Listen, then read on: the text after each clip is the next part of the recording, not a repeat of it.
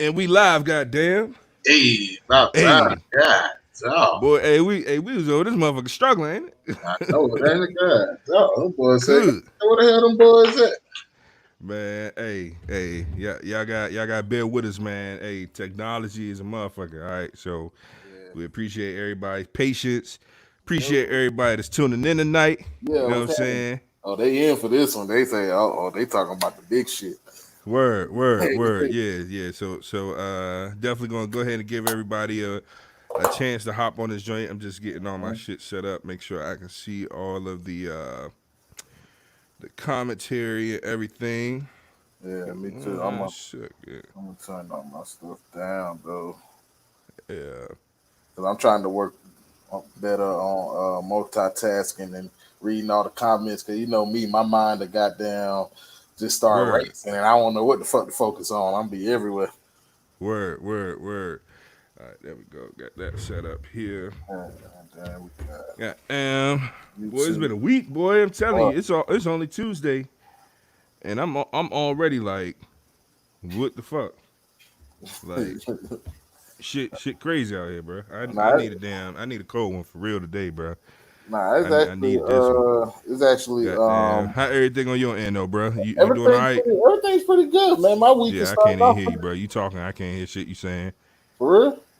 Yeah, nah, I can't hear you. You It can't looked hear like that? whatever he was saying, it was important though. So y'all bear with my dog. It looked like that shit was important. He got some shit to say. But first, Boy, everybody go boy, ahead can and you hear check me? in. Still can't hear you, Yo, Larry. mic You check. know what I'm saying? You might have to click the cam mic button at the bottom, and then go to audio and fuck with the settings a little bit. Mic But check, he gonna get it figured out though. mic check, Y'all mic bear check. with my dog, man. We having some technical difficulties. You know what I'm saying? Uh oh damn, he just left. All right. But anyway, y'all already know, man. Welcome to another episode of a Cold One Podcast.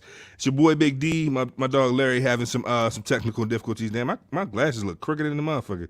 Why y'all never tell me my glasses be crooked? Y'all ain't shit. But definitely appreciate y'all. It's all good. Y'all said y'all can't hear him. Oh, I couldn't hear him. Oh, I don't know what the fuck going on. Uh wait, did I mute him? Oh I oh shit, I did. I'm tripping. I'm tripping. I had my laptop on mute. I told bro I couldn't hear him. My fault. Oh shit. Hey, I swear I'm not high. I promise. I'm not high. I'm not drunk or nothing like that. Hey, El Dottie. Yo, mic check. Yeah, hey, bro. My fault. Hey, the people said they can hear you. My dumb ass, I was trying to turn everything down and I fucking muted my damn laptop. Damn. My bad, bro. Hey, I Hey, told you it's been a week, bro. Hey, bear God with me, damn, bro. I mean, D made me feel like it was me. I was like, damn, mic check. I know I was yelling in their ear. They like, damn, nigga, we can hear you.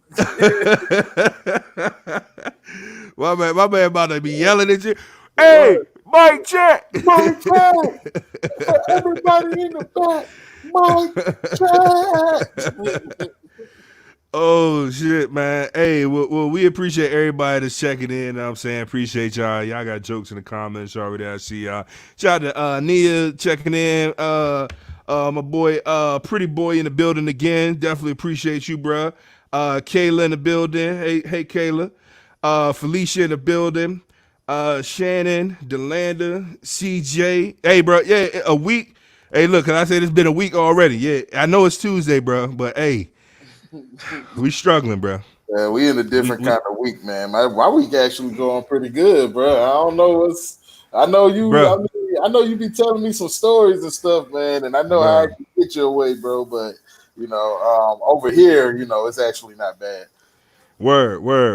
Well, hey, but nah, I realized why it's been a week because this Why is past that? weekend, I actually had to do a bunch of photography stuff, and one of which I did a photo shoot for one of my neos, my dog Tone, Yeah. and and this is the crazy thing, right? So he books me for the shoot.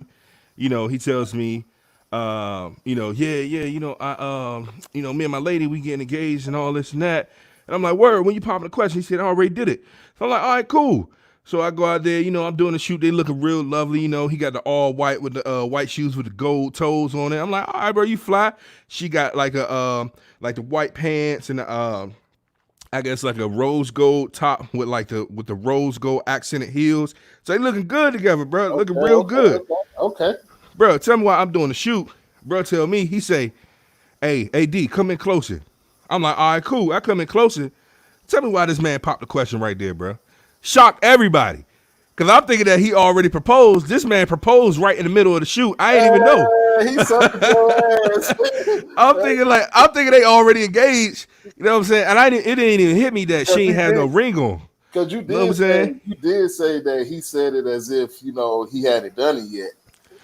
Well, no. He said it like he had already proposed. Yeah, already proposed. That's what I'm saying. Yeah. Yeah. So I'm like, well, damn. Like, so I'm snapping pictures and shit, and now I'm mad low key. I'm like, oh, he's popping the question like right now. I was ready, but I wasn't ready. Like I wasn't in the right angle for, now I'm saying, the actual proposal. But did you find that motherfucker? I mean, I got it, but it's me. You know what I'm saying? That's what I do. You know what I'm saying? But you know what I'm saying? Like I still was like, damn, bro. Like I'm thinking he had already like proposed and they was just doing like an engagement session or whatever. Yeah. But nah, my boy popped the question like right then and there. So hey, shout dope. out to my dog Tone. You know what I'm man, saying? Pop the question. Tone, man. Shout out Tone, man. Yeah. That's what's up, man. Black Word. Black excellence, man. It's a great Word. Man. Hey, but we gonna talk a little bit more about the next step after the engagement, know what I'm saying, and just a few. But first, y'all know it's a Cold One podcast, you know what I'm saying? So we gotta address the brews, know what I'm saying, that we drinking. El Dottie, what you got over there, bro? What you drinking on? Hey man, you know me, man. I always come to the table with a little mixture. So I got like 3 different brews over here again. And so the first one is Southern Tier Brewing Company. Okay. It's a 2 times IPA. You know what I'm saying? So double up. Yeah, double IPA, you know what I'm saying? This is kind of cool. I might start off with this one because it reminds me of Tahitian Treat a little bit from the Kona Brewing Company, man. Woo! The Longboard Lager. Oh, that look good, bro. Yeah, that definitely look good. I might start off with this one, man. It's an island lager, so I can imagine any kind of fruit taste. Being in I'm hoping that we don't get our hopes up this time because I'm hoping it tastes good. Yeah. But you remember the last joint, the summer joint, it wasn't enough summer in it. Who was that? Goddamn Torpedo in them. Yeah, wildin'. Yeah, and I got from the Catawba Brewing Company again the Happiness Haze IPA.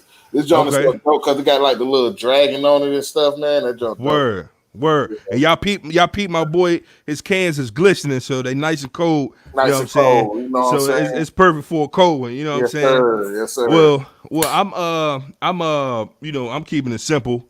Going back, to one that y'all have seen plenty of times before. I don't think this should be as taboo now since things kind of starting to calm down. But yeah, I got the good old Rona. You know what I'm saying? Corona extra. You know what I'm saying? Nice and cold. You see the glisten on the bottle. You know what I'm saying?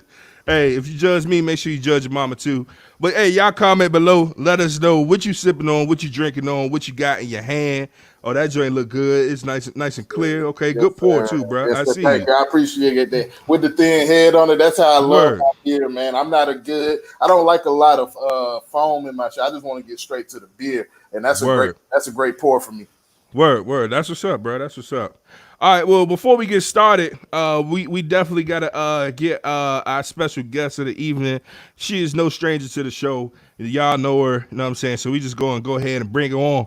Dirty Diana. Nah, I play. Hey. What's going on, Sheena? What's going on? How you doing? Everyone, I'm good. How are you guys doing? Hey, doing well. AKA Double D. How you doing? I'm good. Can't complain. Word. And then, of course, we had to bring in another special guest, somebody new to the show. She definitely always tunes in. So we always appreciate having her in the comments, saying some slick shit usually. But this is one of my good friends, hilarious person, very intelligent, always brings some good perspective. So everybody, welcome to the show, Nia. Hey, what's going on, Nia? What's going on? Welcome. What's happening? Welcome, Nia. How you doing? Yeah, OMG. Welcome. All right, so usually before we get started into the topic, you know what I'm saying, because we got some spicy shit to talk about today that's going to get the people going. Usually we let our special guests, give their shout outs, drop their social media handles, anything that you got going on, anything you want to promote. If you want to shout out your baby mama, sister, cousin Tracy, this is your time to do it at this point. So we're going to start with Nia since you are the new person, then we'll turn it over to Sheena, and then we'll get started. Well, you obviously don't have a good memory because I've been on here before. I just had different hair, so don't act crazy. You was on the show? Yes. So when you was on the show? When Izzy was on here and a whole bunch of other people. You fell asleep? No, I didn't fall asleep. Hey, Nia will fall asleep anywhere, bro. You're trying to play, but I'm not. No, I do remember that. My bad. That's my bad. No. It's cool. Hey, I'm Nia. What's up? That's my Instagram down there. I don't really have anything else to shout out. If you want to follow me, you can follow me. If you got a brother, uncle, cousin who's looking for a wife, I'm here. But outside of that, Yeah, I knew that, but my mic was muted and stuff, and by the time, I was going to unmute it, she had already got you on that shit, bro. That's my bad. Well, we definitely appreciate you, Nia, for joining again. She's not a stranger. It's just been a while since she's been here. So welcome back, Nia. Definitely appreciate you. All right, Tashina, this is your chance. Go ahead, give your shout outs, know what I'm saying? Drop social media, anything that you want to say to the people. I don't have too much. My social media, my Instagram is chipsnodip920. Since Nia brought it up and you should speak stuff into existence, I'm looking for my Russell. So now make sure, think about Russell, think about yourself and compare. But if you out there, I'm still here. The Rona ain't got me yet. So word. Hey, well, you know what we might have to do? I'm out because I don't compare myself to no motherfucker. Fuck Russell. I mean, I fuck with Russell, but you know what I'm saying? All right, well, fuck that. Hey, you know what we might need to do, bro? We might need to do a shoot your shot episode. Know what I'm saying? Because shot episode? Yeah, we might need to do a shoot your shot episode because a lot of people hop on this joint. Oh, I got you.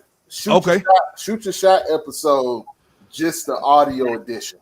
So you can't see no faces. Just audio. We might have to do that, bro. And then we do code names. So when you hop on this joint, you don't have your real name. You just gonna have contestant number 1, contestant number 2. Oh, hey, so that's what we doing, bro. Let's do that. Hey, we doing that. Matter of fact, we're gonna do that this week, this Thursday. Yeah, we gonna get straight to it. So that's soon. Yeah. So hey, motherfuckers, hey, if you either ready or you not. You know what I'm saying? So, fellas, if you are charting, excuse me, maybe I shouldn't say this. My fault. Take a sip. God damn, you all right? My bad. Maybe we're not supposed to be talking about this cuffing shit on here. I don't know. But fellas, if you trying to find your Sierra, ladies, if you trying to find your Russell or your Future, whatever one, you know what I'm saying, then definitely hit us up. Now I'm saying, comment below. Let us know that you're interested in being a part of that. We're gonna go ahead and get the show going. So your face will not be revealed initially, and we're gonna explain the rules further on Thursday. I'm gonna probably do it where you have to choose somebody, and if y'all choose the same person, then y'all get the matchup or some shit like that. And then I cash up y'all like $10 for y'all first date or some shit. I don't know, but yeah. Netflix on you. Word. Netflix on me for the month. I'm off the Netflix. Word. But hey, Netflix been taxing lately though. I think they be charging like $12, $15 sometimes now. Everybody sitting at home, boy, they be bringing that content to y'all ass. Y'all ain't even know it. Hey, word. And Rhea said fall will be here before you know it, and that's right. Hey. Right around the corner, huh? And then we really gonna be stuck when it's cold outside. And word. So yeah. Word. Well, hey, it look like we got some people already interested. Shannon said she'll join that episode. Rhea said fall to be here. Shannon said I better have her on that one. And Shannon, hey, just to let y'all know, fellas, you know what I'm saying, in case you want to try to do a little secret investigation or whatever or a secret DM slide. You know what I'm saying? These ladies is commenting. They've been commenting on some of the fellas that's been on the show, particularly me. You know what I'm saying I'm fine as fuck. But you know what I'm saying? Oh, No, they been gassing up some of the fellas that's been on the show, you know what I'm saying? okay. Fellas, definitely comment below, you know what I'm saying? If you trying to, get active, find your little bay thing, you know what I'm saying? We're doing that this Thursday at 9 p.m. Eastern time. Eastern time, don't forget, 9 p.m. Eastern time, the same time that you logged on tonight. You know what I'm saying? Well, some of y'all was a little bit late. Don't be late Thursday. Well, we was late, shit. But I'm anyway, He's gonna be you like, know what I'm hold saying? on. Word, word. Hey, shout out to my Neo Francis in the building. What's good, my dog? You know what I'm saying? But yeah, so since we talking about, you know what I'm saying, the fact that one of my Neos got engaged and stuff, and they about to live happily ever after, there's recently been some commentary going on social media, and I'm sure that y'all have been seeing it. It's a conversation that typically comes up at least once or twice a year. For the past, I don't know, however many years, we tend to talk about the same shit over and over. But I'm gonna just ask y'all straight up: is a woman wrong if she doesn't change her last name for marriage? Ladies, what say ye? Well, I mean, like, what is wrong? Like, what is that even like? Like, what is wrong? In my opinion, I feel like she's not wrong if she doesn't change her last name. I feel like at the end of the day, there has to be a discussion. Like, if you just pull up to the scene and y'all never talk about it, and then y'all get married, and then you're like, oh, well, I'm not changing my name. That's definitely something worth the conversation. I know me personally, I don't plan on changing my last name. Versus, okay, I don't plan on dropping my last name, if that makes sense. I plan on hyphenating it because I identify very strongly with my last name. And then within that, my I'm an only child, so that legacy would stop with me. And then if I change my last name, then my children won't have that either. Granted, that is typically what like the boys are supposed to do, but I mean it's 2020, and I feel I appreciate the legacy, and I love my last name and the history behind it. Regardless if it's seen as negative or positive, there is history behind that, and I want to pass that off onto my kids as well. So and a lot of people call me by my last, all my line sisters call me by my last name, like all throughout high school people called me by my last name. So I just identify very heavily with that. But that's also a conversation that, I mean, honestly, that's just something that my husband would have to be okay with me not dropping my last name. So, because that's a non-negotiable for me. Okay, okay. So you said you were hyphenated.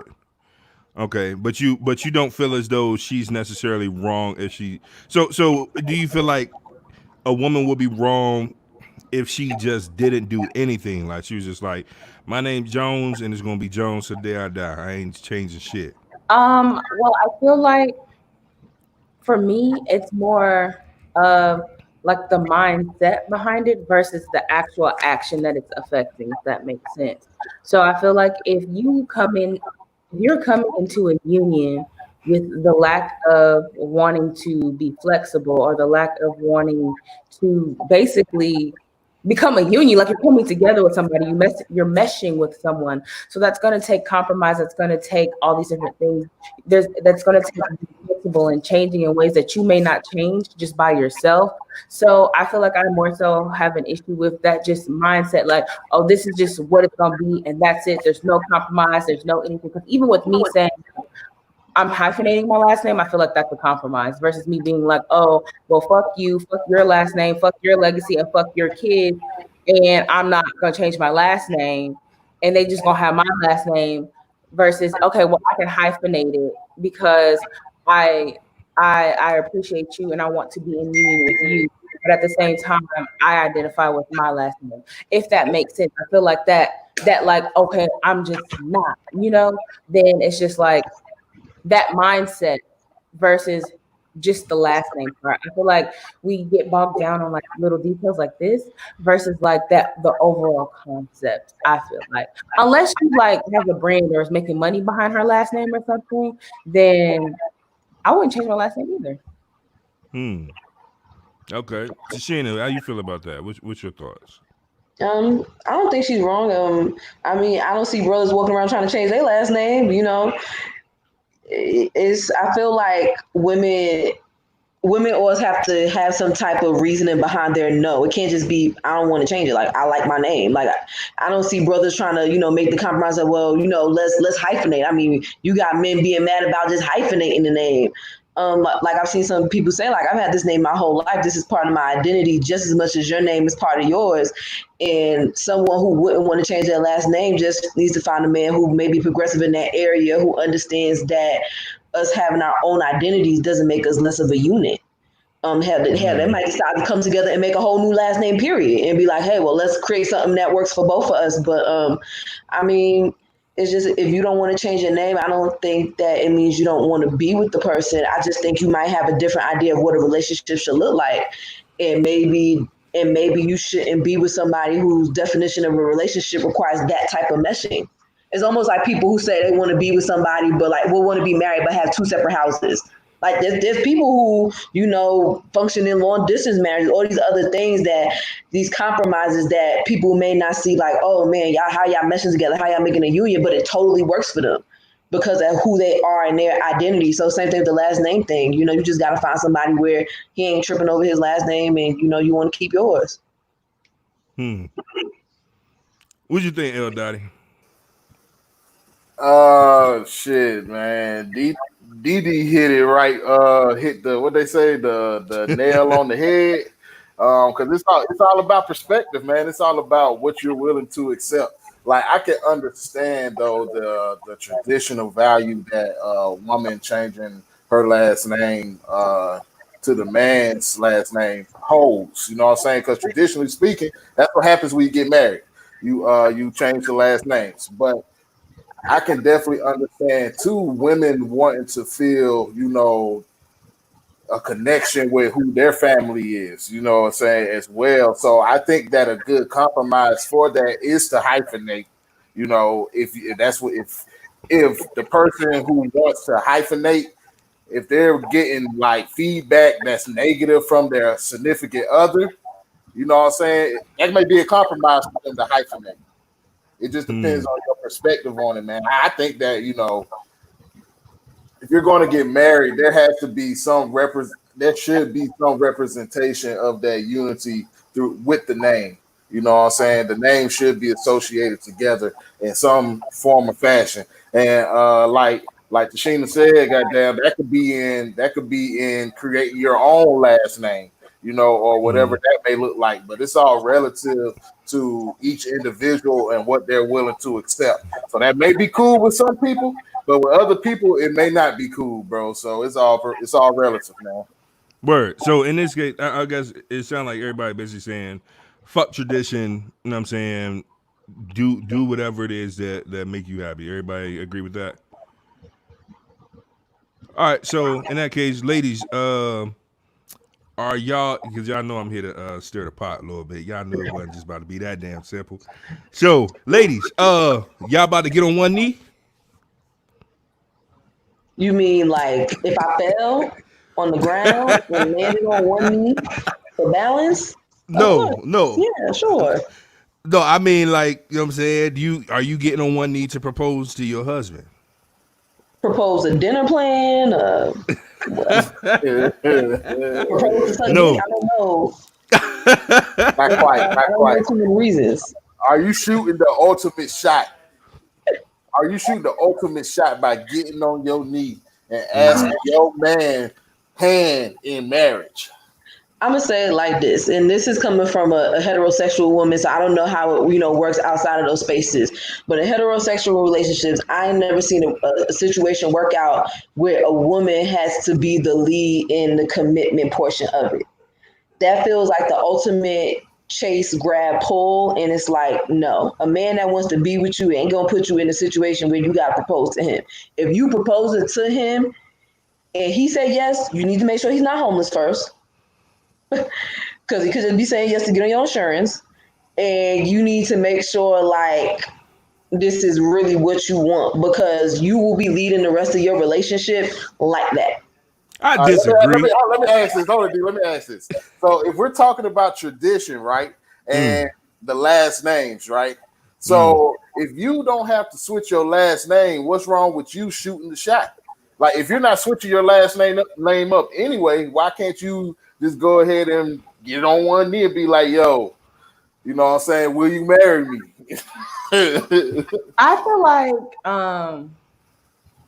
like we, and I really hate to go down this route, but it's just like that, like women go through so much that has been historically overlooked, that like making that like compromise of like, oh well, since you want to keep your last name, well, why don't you propose? But it's just like, well, no, like we bear children, then traditionally marrying a man without a opportunity and circumstance, not because of love. It was because women couldn't get jobs. It was because we couldn't have the careers that we have now. We wouldn't be able to provide for ourselves that we had now. So it's just like, ultimately, we're now more in a place, not all the way, but in more of a place where, okay, pro- explain to me what else you bring outside of finances and things like that as a man that's going to contribute to my life holistically. Like, are we going to manifest the same things? Are we vibrating at the same vibrations and things like that?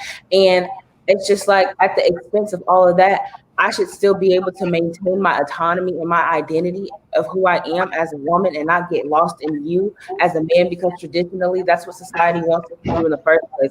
Women are pitted against one another of like, oh, who can get the most men or who can get the better looking men and things like that in the third. But it's just like, we need to be more in a place where it's like less competition or less out of circumstance versus more so with connection. Granted, that leads into a conversation whether people believe, marriages are love or businesses or both or whatever. But it's just like, at the same time too, everything has been so rooted in a woman losing her identity in a man because a man is seen as greater than. But it's just like, well, why can't we meet each other, and why can't you take on some of my identity just like you want me to take on some of your identity and things like that. And then overall, back to the like whole like proposing thing or whatever, it's just like, we all know if a man wants something, he's gonna, like, that's what he's just gonna go for. Like, that's just what it Hey, is. real quick, I'm not, huh? real quick, because I hear women say that all the time about men. Is that exclusive to men? Like, do women? Can the same not be said about women? The same can be said about women, but it's different because at the end of the day, women, I'm not, and granted, this is all very general, right? But at the end of the day, women are ready to commit. Like, they be like, okay, after 2 months, I've been talking to you for 2 months every single day. Like, what's going on? Men need more time to make up their mind.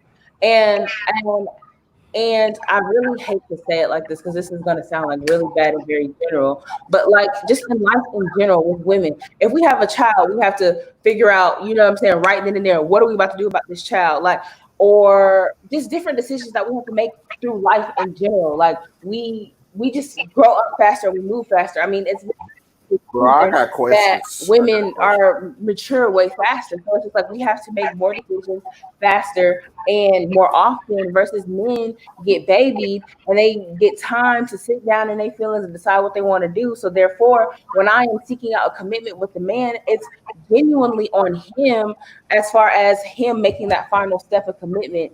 As far as, was it a relationship or marriage or whatever. But yeah, for their Okay, go ahead, Larry, and then I got a question too. Yeah, that was a lot. But what I want to focus on is mostly everything you said is just about how women now have a position of power that they didn't have traditionally, or years ago, to where they have better opportunities, have more freedom to express themselves and do things that are liberating to black women specifically. So my question is, knowing that y'all, if you know what's best for you, right, as a woman, and you know what you don't want out as a man, and then you have the power to choose what you want in and out of your life, You say that it's on the man to make that decision, that final commitment. But if you're focused on yourself, that man is going to show you that he's ready for that commitment throughout y'all's whole relationship anyway. So at what point is it okay to say, well, shit, as a woman, since I deem him worthy, you know what I'm saying, I'm going to let him know it's our time to tie, it's time to tie the knot. You know what I'm saying? What's wrong with exerting that power a little bit more by saying I chose him? If we're talking about breaking away from the traditional way of doing things, if we're going to talk about it, we got to talk about, you know, because I mean, it's a lot of things that are breaking the traditional mold. So if we're going to talk about it, we got to talk about the traditions that nobody wants to really talk about, like women actually getting down on one knee and proposing. You know, because go ahead. I'm sorry. So I get what you're saying. And that would work in a world where men hold their fair share of emotional responsibility in a relationship. I'm going to say it like this. When you see a woman proposing, 9 times out of 10, she ain't proposing to the right man. So with Who fault is that? Wait, but let me finish. Most of the time, like I said, when you have a man that loves you, because y'all admit, if you got somebody in your corner you love, you want to be with her, you are gonna take that effort to propose. You're not gonna let her get the chance to. If you see a woman proposing, they might have talked about marriage, but there's a hiccup there that's not being discussed. And she's like, well, you know what? I want to get married. And she's probably jumping the gun. We remember Jimmy and Chrissy. Jimmy was not trying to get married and Chrissy was not listening. She wanted something he didn't, and she thought she was going to ask him into it. Most of the time, if you got a woman that's doing that, you see the background of it, they're asking that man into it. I've never seen those videos of men get proposed to and he just off the wall, happy, crying, just like, if anything, he looks a little shocked. He's not gonna say no in front of everybody because I mean he's gonna look like an ass. But it's the same thing. A perfect example is like, let's go back to the dating stage. It's like when we tell a woman to shoot their shot. I tell a woman, you know, shoot your shot. You know, you see somebody, make yourself interesting. But if you text him once or twice and he ain't really responding, or you always got to do the texting, always got to do the asking out, then that man ain't really interested in you, girl. But you have I painted the perfect man. You know what I'm saying? The perfect man. Like throughout y'all's relationship, you see everything that you need from him. He has that full emotional, I guess, equality, if you will. You know, he's added his emotional value to the relationship, doing everything you need him to do. At that point, what is wrong with you propose? If y'all both talked about marriage, you know what I'm saying? And y'all said, hey, yeah, we both want to get married. You know what I'm saying? What's wrong with you beating him to the punch? He ain't the perfect man if he can't propose. So that's a tradition that cannot be broken. It can be broken by certain people, but it's not. I'm gonna say it like this: for in heterosexual relationships where both people identify as heterosexual, you're not gonna see much of that. Because most women go wait to propose to, but even outside of that, the emotional maturity there, it's not going to be too many opportunities where you see a man proposing to a woman and a woman proposing to a man and something is correct in that relationship. Hold on, Nia, before your question, because I've been holding my question for a minute. I'm sorry. But this is my shit. No, I'm playing. But no. So my question is, what do y'all view the proposal to be, like, to signify, to be symbolic of, to mean? Like, what is, like, that person getting on their knee and asking your hand in marriage? Like, what is the actual meaning behind that? And with that, why is it so important that symbol, that gesture, whatever, be solely executed by the man, in your opinion? Damn, son, that's a question. I don't really know if I have much of an opinion on that. I mean, take some time. No, if I'm speaking honestly, I feel like a lot of traditions that we have just in society in general, we do have to recognize, where they stem from, right? And I mean, I feel like we've had this conversation several times before, is that like we don't want to break traditions that benefit us, right? So just within that, that man's well, I feel like traditionally, right? Um, that man's proposal signifies, him making his declaration of commitment. His Hey, real quick. Hey, Nia, you got a real bad echo. Do you have any headphones by chance? AirPods, anything like that? I do, but I was hearing that echo before I was talking, so I feel you. Yeah. No, it's you. No. I'm playing. I don't um, use it when I'm mute. I don't, but I could put a pause on it and get my headphones. I'm sorry. I didn't mean to interrupt you. I just want to make sure that everybody can hear you clearly articulate your amazing points that you be making. Okay, well, my headphones not over here, so I'll have to get up. Okay. You want to go backstage and go grab them, then come right back? Okay, that's fine. Okay. Sorry, and I ain't mean to cut Nia off. Was that mean or rude or anything? I ain't mean bro, to do that. You want to make sure the audio is good. I think that you did it in a very respectful manner, bro. Good job. I appreciate that, my brother, because I was concerned about hurting my sister's feelings. Yeah, no, so I wanted to make sure. I think she understands, man. Word. Okay. Word. Well, while she's doing that, because I don't want to move on, I want her to still be able to make her point. But I did want to get into some of these comments because these motherfuckers wilding. Hold on, I still hear echo. Hold on, hey Tashina, is that you? I'm not talking. But I hear echo. Is it? I don't know. Yeah, I don't hear shit now. Hold on, it might have been you the whole time. Oh, nah, don't try to hide now. Get him. No, it's not an echo. I gotta turn the thing off in my house. Hold on. Okay. All right. So I'm gonna put both of them backstage. We're gonna bring them back in a second, y'all. We just want to make sure that the audio is good because we want everybody to be able to hear everybody because everybody's points do matter. But they wilding in these comments, bro. So Delanda, she said, Nia, just say it. They need us more than we need them. Women are multipliers. You give a little and we multiply effortlessly. That's a problem right there. You think shit like that. Hey, did I say that word right? Effortlessly? I might have fucked that up.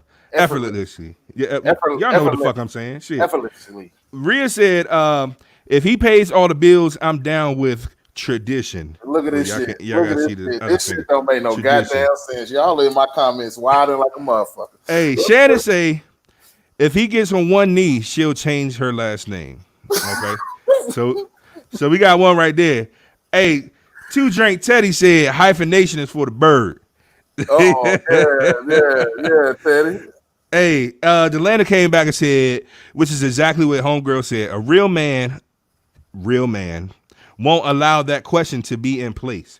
So I guess she was referring to, the man. I'm so confused though, bro. Because if we're talking about it's 2020 and we're so up to date with these new trendy ass traditions, then why is this one that can't be broken, bro? I'm trying to figure it out. If we're trying to break the mold of tradition and doing things untraditionally, why is this one and he's not a real man? And unless he pay bills and do some shit for me before I even prove to him that I'm even worth any of that, because we make shit come out of thin air and you know what I'm saying? Like, what the fuck? You ain't got to prove shit to me. Hey, bro, I honestly got a theory about it, but Rhea right here, she said no one really has proposed though. It could just be a conversation. Word. I don't know how the fuck that about to go. But traditionally speaking, though, why is this one that cannot be broken? We can break everything else. Why? I got a theory. I got a theory on it, bro. Mm-hmm. I feel as though, generally speaking, when it comes to gender roles, because I would put this under a gender role, I feel as though men and women do this, but for the sake of conversation, I'm talking about women.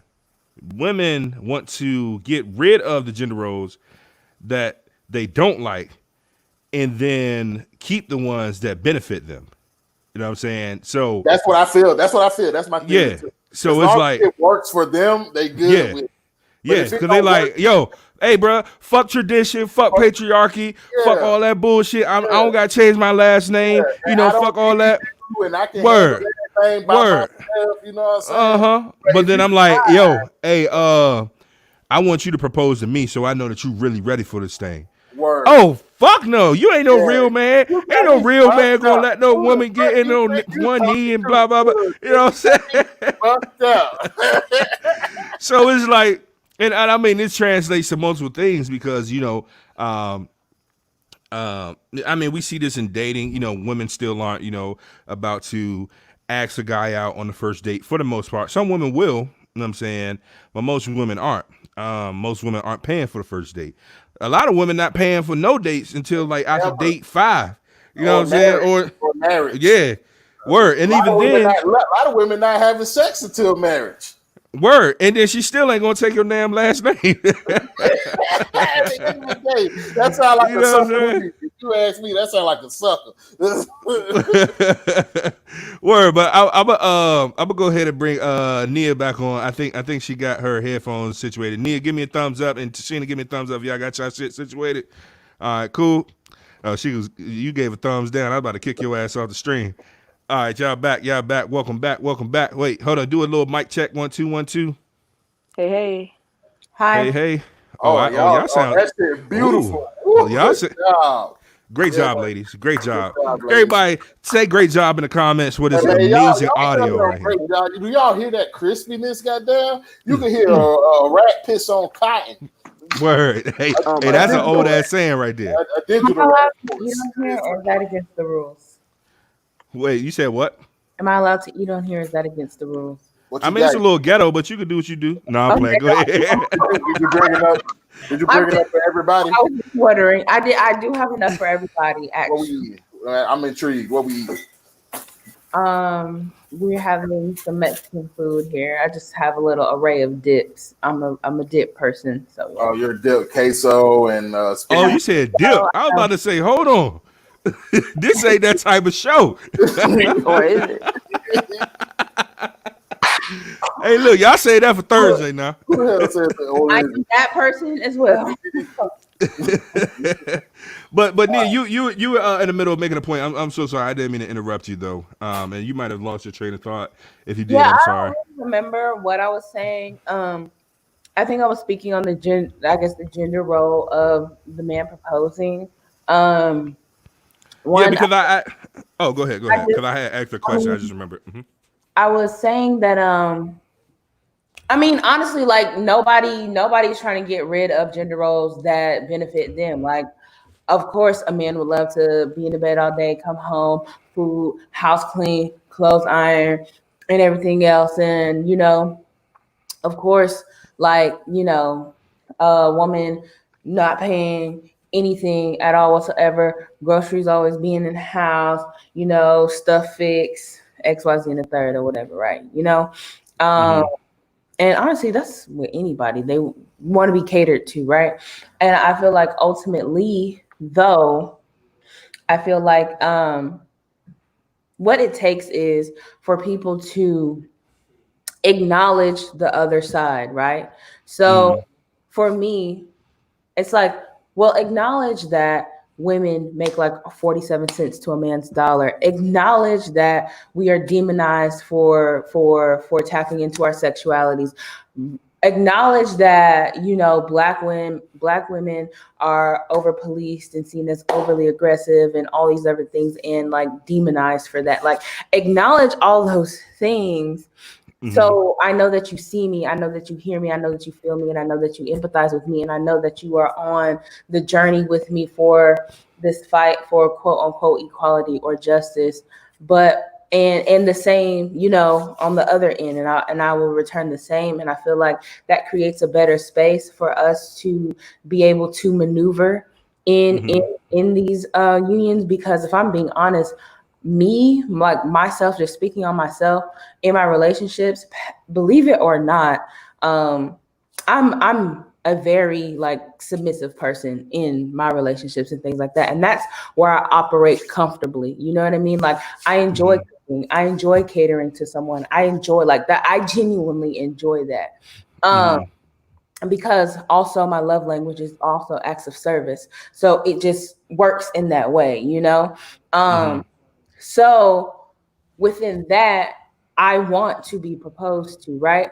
But within being proposed to and all those things, I feel like that doesn't also like eliminate like respect and like seeing my worth and seeing my value and things like that. You know, as a woman, I feel like overall everybody has a place in life in general. Not saying that it's a bad place. Like for a machine in total, a machine can't operate without the lever. A machine can't operate without the levy. A machine can't operate without the screws and all that other stuff. And I feel like collectively we are a machine, and we need to operate in whatever lane is fit for us to the fullest, you know? And I feel like where a lot of people go wrong is telling other people what they should be doing in their lane versus focusing on where they are and where they should be focusing and things like that. So it's just like me, I don't think that there's anything wrong with a woman proposing or anything like that, because that's none of my business. But I know for me,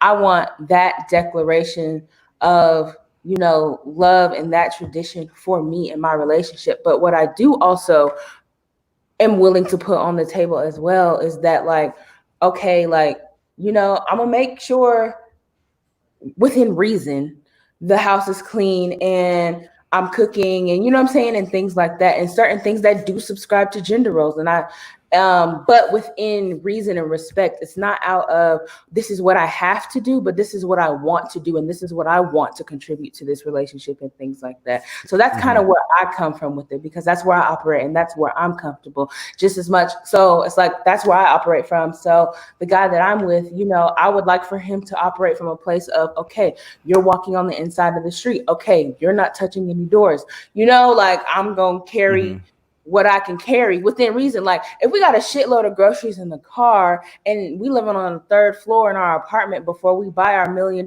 mansion, you know, and we have a whole bunch of groceries that's going to take you like 3 trips versus if I get a couple and it would be 1 trip, I'm not going to leave. You know what I'm saying? Like, and that's what I mean within reason, if that makes sense. Hey, Like, real quick, I just want to say I'm a one trip man. You know what I'm saying? I'm grabbing all the motherfuckers on one trip. I'm strong like that. You hear me? Okay. But no, I definitely I get what you're saying though. You know what I mean? Like, yeah, I'm a cook, but if you know, like I've been at work all day and I'm tired and all these other things, and like, and you know that, why would you still expect that from me? You know what I mean? Like, and I feel like that's where like we go wrong when we start doing these things and expecting these things from people out of like obligation, and this is what you owe versus this is the way that I want to operate in this space with you. Word. No, so I agree with that, and you definitely dropped a whole bunch of gems, and I appreciate that. But I did want to circle back to my question that I was asking though. What does and Tashina, I guess you can try to take a stab at it. What does the proposal signify, symbolize, whatever? Like, what does it mean to you when a man gets on one knee, grabs your left hand, and presents you with a ring? What is he truly asking of you, and why is it so important that he asks it rather than you? He is asking me to be a permanent fixture in his world, and vice versa. He's asking to be a permanent fixture in mine. He's, for just a summarized reason. So when he's proposing to me, what he's saying is that I want to take care of you, not just financially, but I want you to be with me permanently. I want to build a life with you. I want us to be together. Like, this is what I want. Like, I'm signing. It's like we go to the car dealership. I'm signing the loan. I got everything. Like, this is what I want to drive off the lot with. Like, this is what I want. For me, and again, there's always going to be a few people who are a lot more progressive, but it's still not the majority. Most of the majority is like kind of midway progressive. So that's why, sometimes when we talk about women stepping out of these bounds, most of the time women have already stepped, especially Black women have already stepped out of a lot of the bounds of patriarchy to some extent, because it doesn't benefit us all the way. And whatever little benefits you get, we haven't really got a chance to experience. Most Black women don't have a man in their house that paying every single bill by themselves. Most Black women have worked, even for my grandma, have worked in some type of way, shape, or form for job, at a job. Most Black women have not had the luxury of just being cared for and treated delicately, period. So for me, as a Black woman in this country who has never had the chance to kind of experience this princess lifestyle, this fairy tale, the least I could do is, this man that's saying he loved me can get on a knee and propose. I'm like, damn, I can't even have a man in my life do that. Like, I mean, and contrary to popular, Black women, we give y'all brothers chances. We'll mess with you when you broke. I done seen some of you talk about Black women only love a man when they got money. And I'm like, shoot, I wish we did. We will try with you, fix a resume to, get it together. It's like, we don't get the luxury of just being cared for. So for me, proposing to me is showing me that you want to care for me, you want to support me, you want to be there. If I got to do that, then it's like, who am I even walking into this with? Right. So I'm glad you made that point, because that's exactly what I wanted to get at, because that's essentially how I look at a proposal. I feel as though if I get on one knee and I present you with the ring, I look at the ring as a token of my commitment, our wholeness, our union with one another. We're complete in each other. So I'm offering you that just to kind of symbolize that. And honestly, I mean, for me, I mean, I'm open to, giving a necklace or, a fucking fruit pop or some shit too, whatever it is to fucking be our symbol. But most women want rings, so if they want a ring, then I give her a ring. But I feel like when I get on one knee and I look up at you and I take your hand and I ask, will you marry me? It's essentially, I'm asking you, will you allow me to take you under my care, my protection, you know what I'm saying, my providing, providership, whatever that word is. You know what I'm saying? Like, will you allow me to do that for you? And I feel like, historically speaking, the proposal was essentially the man saying, I'm taking you under my care from your family. You know what I'm saying?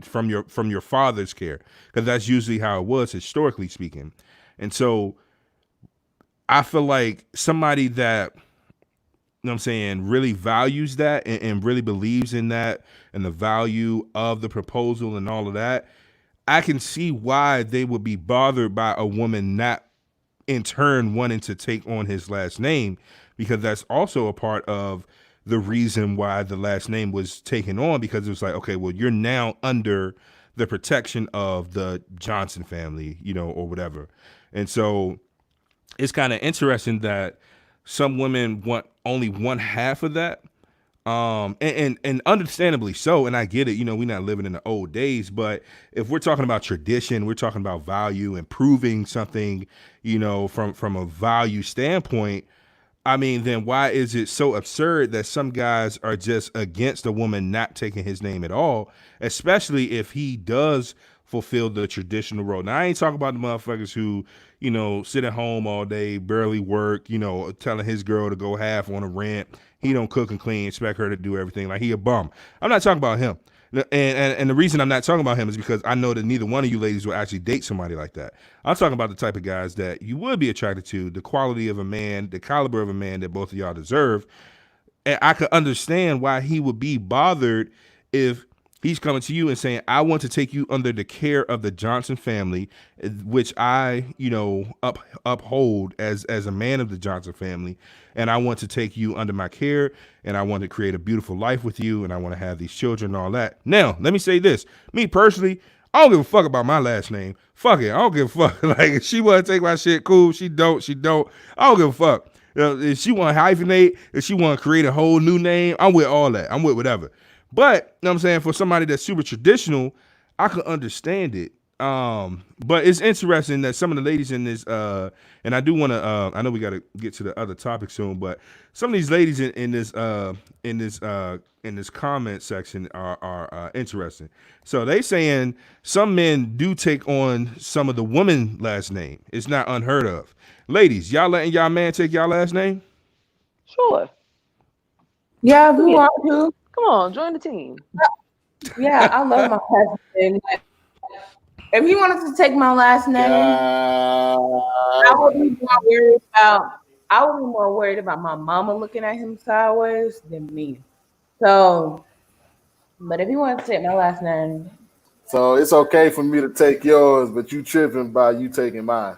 I'm not tripping over nobody's name. I'm generally speaking. Because I'm gonna tell you something. I've been doing a lot of listening, bro, and let me go back to my notes real quick because we've been talking about a lot of things historically and a lot of things traditionally speaking.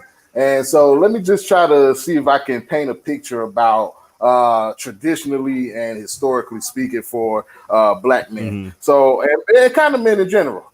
So men in general, they're always weighed by what they're able to bring to the table and able to provide. You see what I'm saying? And historically speaking, when you base somebody off of that, you're not even giving value to the full person who they are. You know what I'm saying? Because a person can come to the table with everything, but how are they going to act when shit start to get a little shaky? You know what I'm saying? And so my thing is, I feel like proposals today, I feel like they're trendy more than anything. You know what I'm saying? Because it seems like the cool thing to do. Because a lot of people get proposed to and getting married and getting divorced in the next few years. You know what I'm saying? Because they didn't set the correct foundations of what it took to be able to make it through that marriage anyway. They got people getting married for the wrong reasons. You know what I'm saying?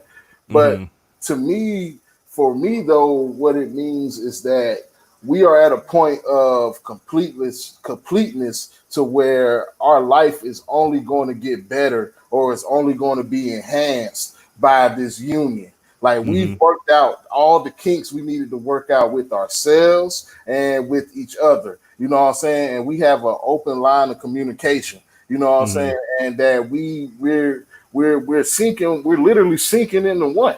You know what I'm saying? So I think that I do hold traditional values in saying that I think it is the man's job to propose.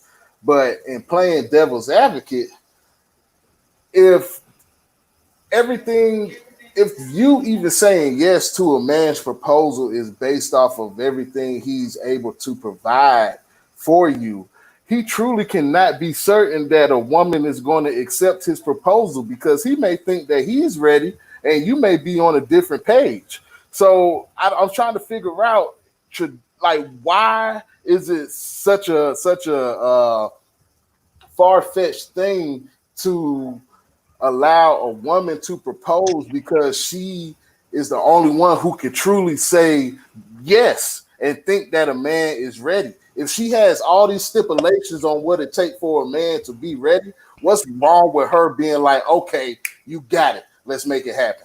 So I think on that one, real quick, bro, and Sheena, I know you wanted to chime in on that, but just real quick, because I guess it might be helpful to hear it from a guy right now. And if y'all ain't noticed, this whole episode, I'm about to be playing both sides of the fence. Because either way, I truly don't give a fuck about none of this shit. You know what I'm saying? Like, if we happy, we happy. Like, no bullshit.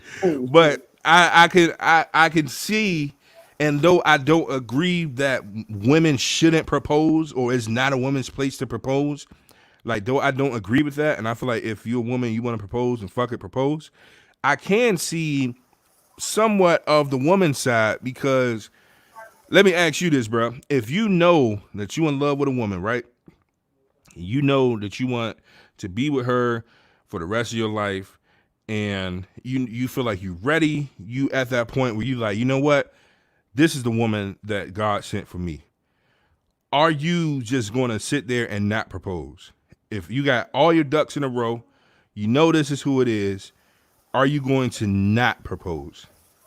Nah, man. I mean, if it's go time, it's go time. Word. So that's typically what the women are saying is that a motherfucker that's ready, he gonna propose. So if he ain't proposed, then he's not ready. Now, I don't necessarily agree with that 100% because I feel like every man is different. You know what I'm saying? But just because I know that's like the way I think, like, and just the type of man I am, I'm gonna propose to my future wife. And I know that the way you think and the way you operate, you're gonna propose to your future wife. You know what I'm saying? But it would feel weird with her, getting down on the knees. I'd be like, hold on, man, you trying to suck some dick right here in the middle of the restaurant? Everybody, you gonna do shit in front of everybody. You know all right. I mean, I know we've been trying some voyeur shit, but shit, all right. My thing is, though, like, women want to be able to grasp, every aspect of power instead of every aspect of power that benefits them instead of having the power of telling a man, you know what, you're mine now. Mm-hmm. Huh? Oh, go So, ahead. Dottie, I think you mentioned it. You know, there's a conversation happening before a healthy proposal. There's a conversation happening before it happens anyway, just to see if y'all on the same page. Unless you want some, you know, some Jody baby boy begging like Keith Sweat stuff to get the girl back. Mm-hmm. But you know, hopefully there's a conversation happen before that. What I'm saying, you know, I read this Essence article one time, and it was like an Essence article about women who had proposed. In most of their situations, and it was a very small amount, the conversation had been had and everything else, they knew they were gonna get proposed to by the guy, but like maybe the guy had cold feet. They just couldn't hold on. Like they were just so excited they went on and did it themselves. But still, there was still a confirmation that it was gonna happen. What I don't want women out here doing is thinking it's their job to go out here and completely build a relationship by themselves. Because I love women, but we will build some shit on our own mentally without making sure the other person is playing their part and then looking crazy. And I don't want them looking crazy because I see it right now. I mean, we see it when a shorty is, you know, going crazy over a dude and he like, I didn't say I was your man, like da-da-da. But meanwhile she like, this is bae, this is boo, this is boyfriend. So it's like when we go to the marriage portion of it, you know, when I think about men and you know how some men are from an emotional standpoint, the ones who may not be as progressive, like those men, if they want you, they gonna let you know. They gonna make it known. They gonna do what they gotta do. I don't care if they gotta collect a bunch of cocaine bottles to get you a ring. They gonna make it happen if they really want to be with you. And it'll go back to just that effort part. Like, you know, a man that's not willing to put in that kind of effort, do you really want to have a marriage with him? Unless y'all are some super progressive type, which at that point, y'all probably not even thinking about doing a wedding from the traditional standpoint anyway. Y'all probably like, hey, let's go to the courthouse on Saturday. Let's sign some documents so we can be on each other's insurance and let's go on about our business on a long vacation to Hawaii or something like that. So Which is excluding cool with that group me. of people, excluding that group of people, or like they might be not even doing marriage. They on their Will and Jada and doing like partnership. Like, they're on a whole nother plane. The average woman, I would not suggest that she should propose to her boyfriend. So let me say Tell me the this. conversation, unless she could tell me the exact Mm-hmm. conversation they had and how thrilled he was with it, and this is what they've been doing. But if my homegirl, like, you know what, girl, you know, I'm turning 30 and I really want to be with Day Day. Like, I know he don't know his act right, but I think I'm gonna propose to him and let him know like we should really be together. I'm gonna be like, girl, I'm gonna assume you drinking, come lay on my couch because you tripping. If it's one of So, those, no. so let me say I this. think I think that sometimes women, because you just made an interesting point. You said that women would build a relationship all on their own, and for that reason, you don't feel like the average woman should propose. I think that sometimes women will discover something about themselves or about their own gender or sex or whatever you want to call it. Hey, best friend. Um, she peek around the corner and shit. But I think sometimes people would, discover certain shit about their sex or their gender, and they're like, okay, so this seems to be true, generally speaking, about us. So to correct that, we just gonna go fucking dramatic as fuck. We gonna say, hey, PSA, nobody proposed to none of these motherfuckers. You know what I'm saying? Because we don't know how to build a healthy relationship and we don't know how to ensure that the man is also contributing a certain level of effort. So to alleviate that, we just gonna say to be on the safe side, don't fucking propose. And I think that is skipping over the actual issue. The issue isn't you proposing. The issue is you not having healthy boundaries, a healthy relationship in place, you know what I'm saying, and all of that shit. So it don't matter whether he proposed or you proposed. If you've been doing all the work in a relationship, you got bigger issues than who asked the fucking question. and You know that's what I'm what my saying? thing. That's my point exactly, bro. I didn't mean to cut you off. Yeah, no, that's good. That's good. Yeah, but that's my point. That's my point exactly because a lot of people put this emphasis on marriage like it's supposed to superhero up the marriage. Like people are supposed to become different after the marriage. Nah, you're supposed to be that same person. Only thing you're doing is just solidifying something. You know what I'm saying? You're doing it in holy matrimony. So like you say, I don't think it really matters who proposes. I'm not saying that I agree with women proposing, but in that regard, and if we're going to talk about breaking traditional molds and gender roles and things of that nature shouldn't exist today, because I saw Sky made a comment and said that it's 2020 and gender roles shouldn't exist. You know what I'm saying? I'm like, okay, well, if that's the case, it really shouldn't matter who proposes. If we're at an agreement and we all agree that we want to solidify it, it really shouldn't matter then if gender roles don't matter. But it only matters when it affects how that person thinks or what that person believes. So that's what I'm saying. It's all relative to who you are and what you're able to accept from each other. So word. Well, definitely a very interesting topic. Me personally, I feel as though, do what you're comfortable with. And I know we say that, and it's sometimes easier said than done. But at the same time, a lot of it time is easier done than said. If you know that you want some shit, it's okay to want it. And I want everybody to understand that it is okay to want whatever the fuck you want.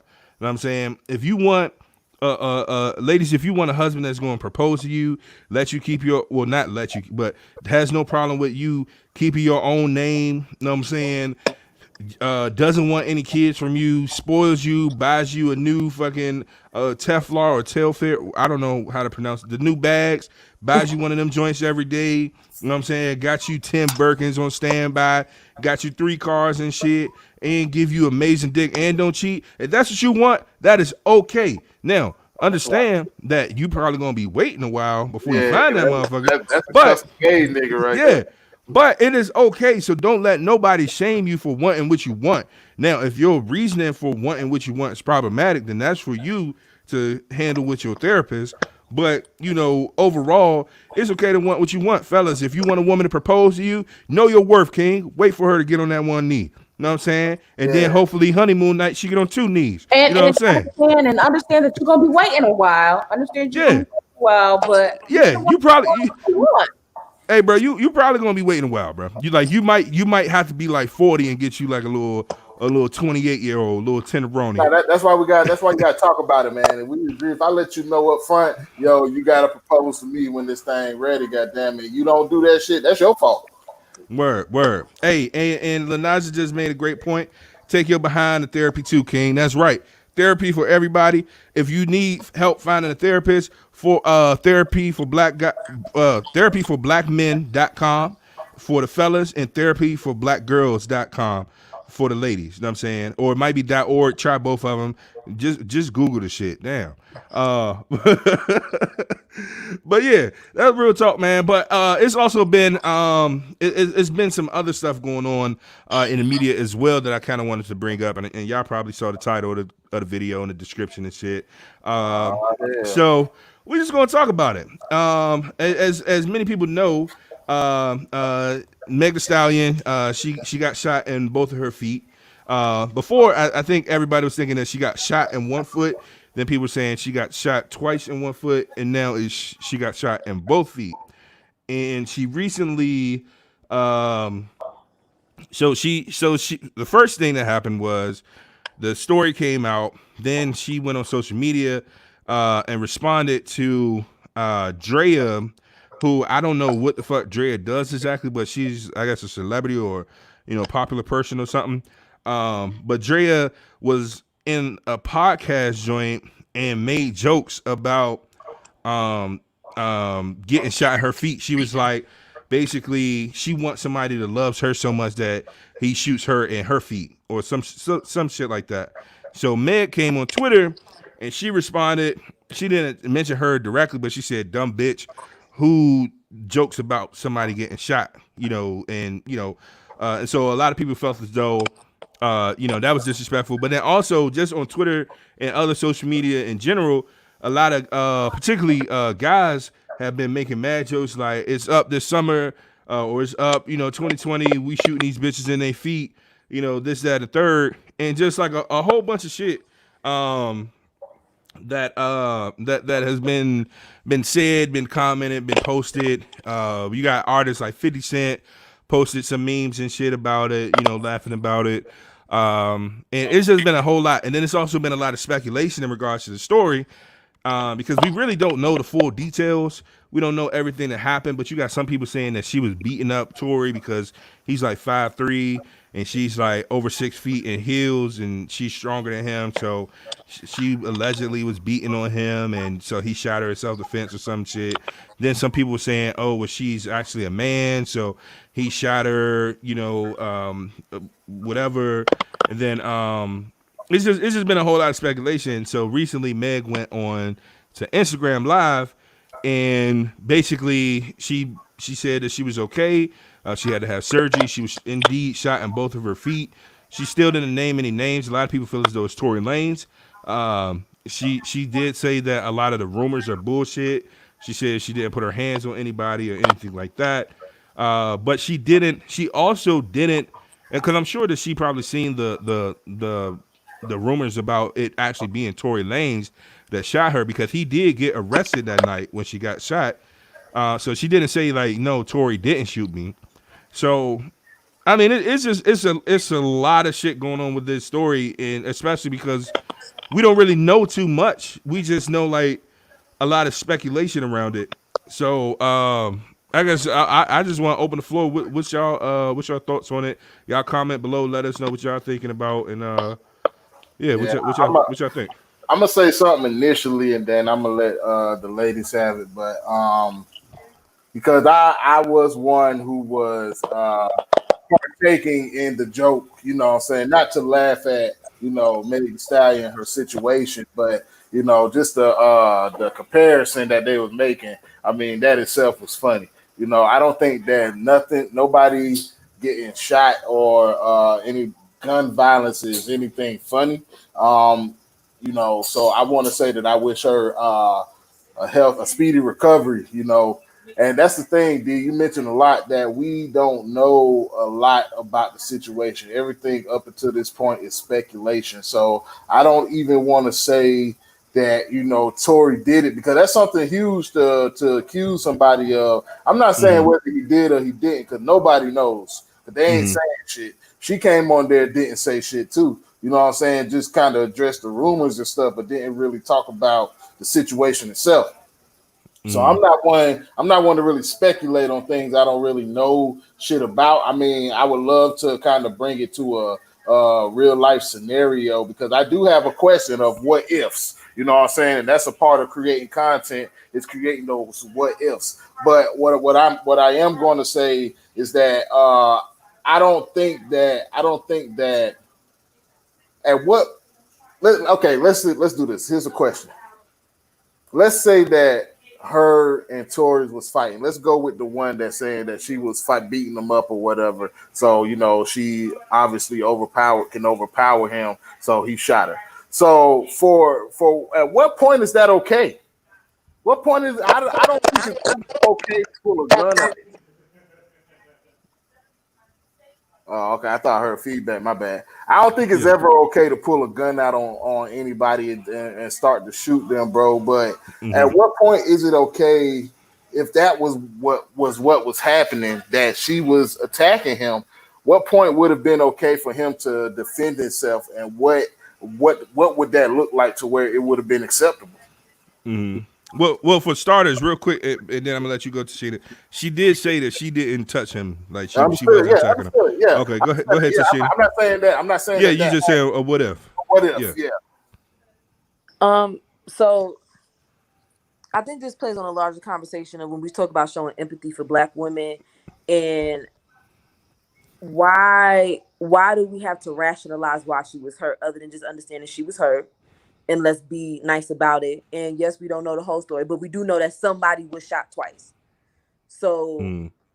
let's be empathetic and let's see what else happens. Instead, like, I get the first round of jokes, because the first round of jokes, it was Tory had the gun and they was shooting back. Like, there was a story about them shooting back at another car and Tory was protecting her. And then they made the jokes really started off about his height and why he needed a gun. Then somehow it transpired from him, and it all laid on her about her being a tall woman, because women who are taller, and especially when they're not slim, are sometimes deemed more masculine. And then on top of that, I think people have been kind of waiting for Megan's downfall. Like, I've heard people try to say sly remarks about her, saying she looked like a horse, but she was getting so much cheer because she was so popular.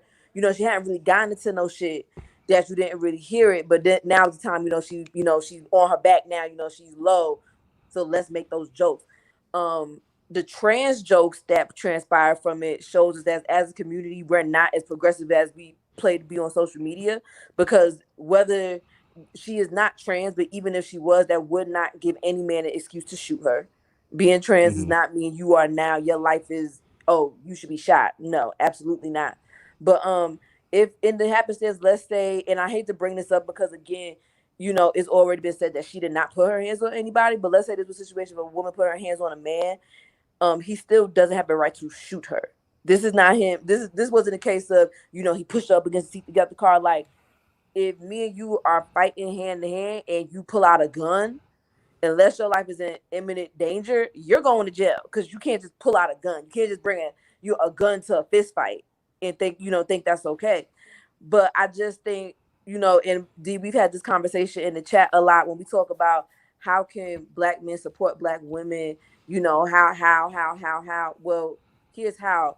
Believe Black women when we say something. Like, the fact that we're trying to find every way to make it seem like Tori didn't do anything, while simultaneously making it seem like she's not a victim, when she's saying, no, I'm a victim, I am hurt, is literally how Black women are treated in America every day. We say we are hurt, someone has done something wrong to us. It could be a teacher, an employer, somebody in society, and everybody tries to find a way to tell us that our pain is invalid, and that if we still feel that pain, well, we must have done something to deserve it. Oh, she must have been hitting Tori. Oh, she must have been in there flirting with another nigga, so he got mad in the car.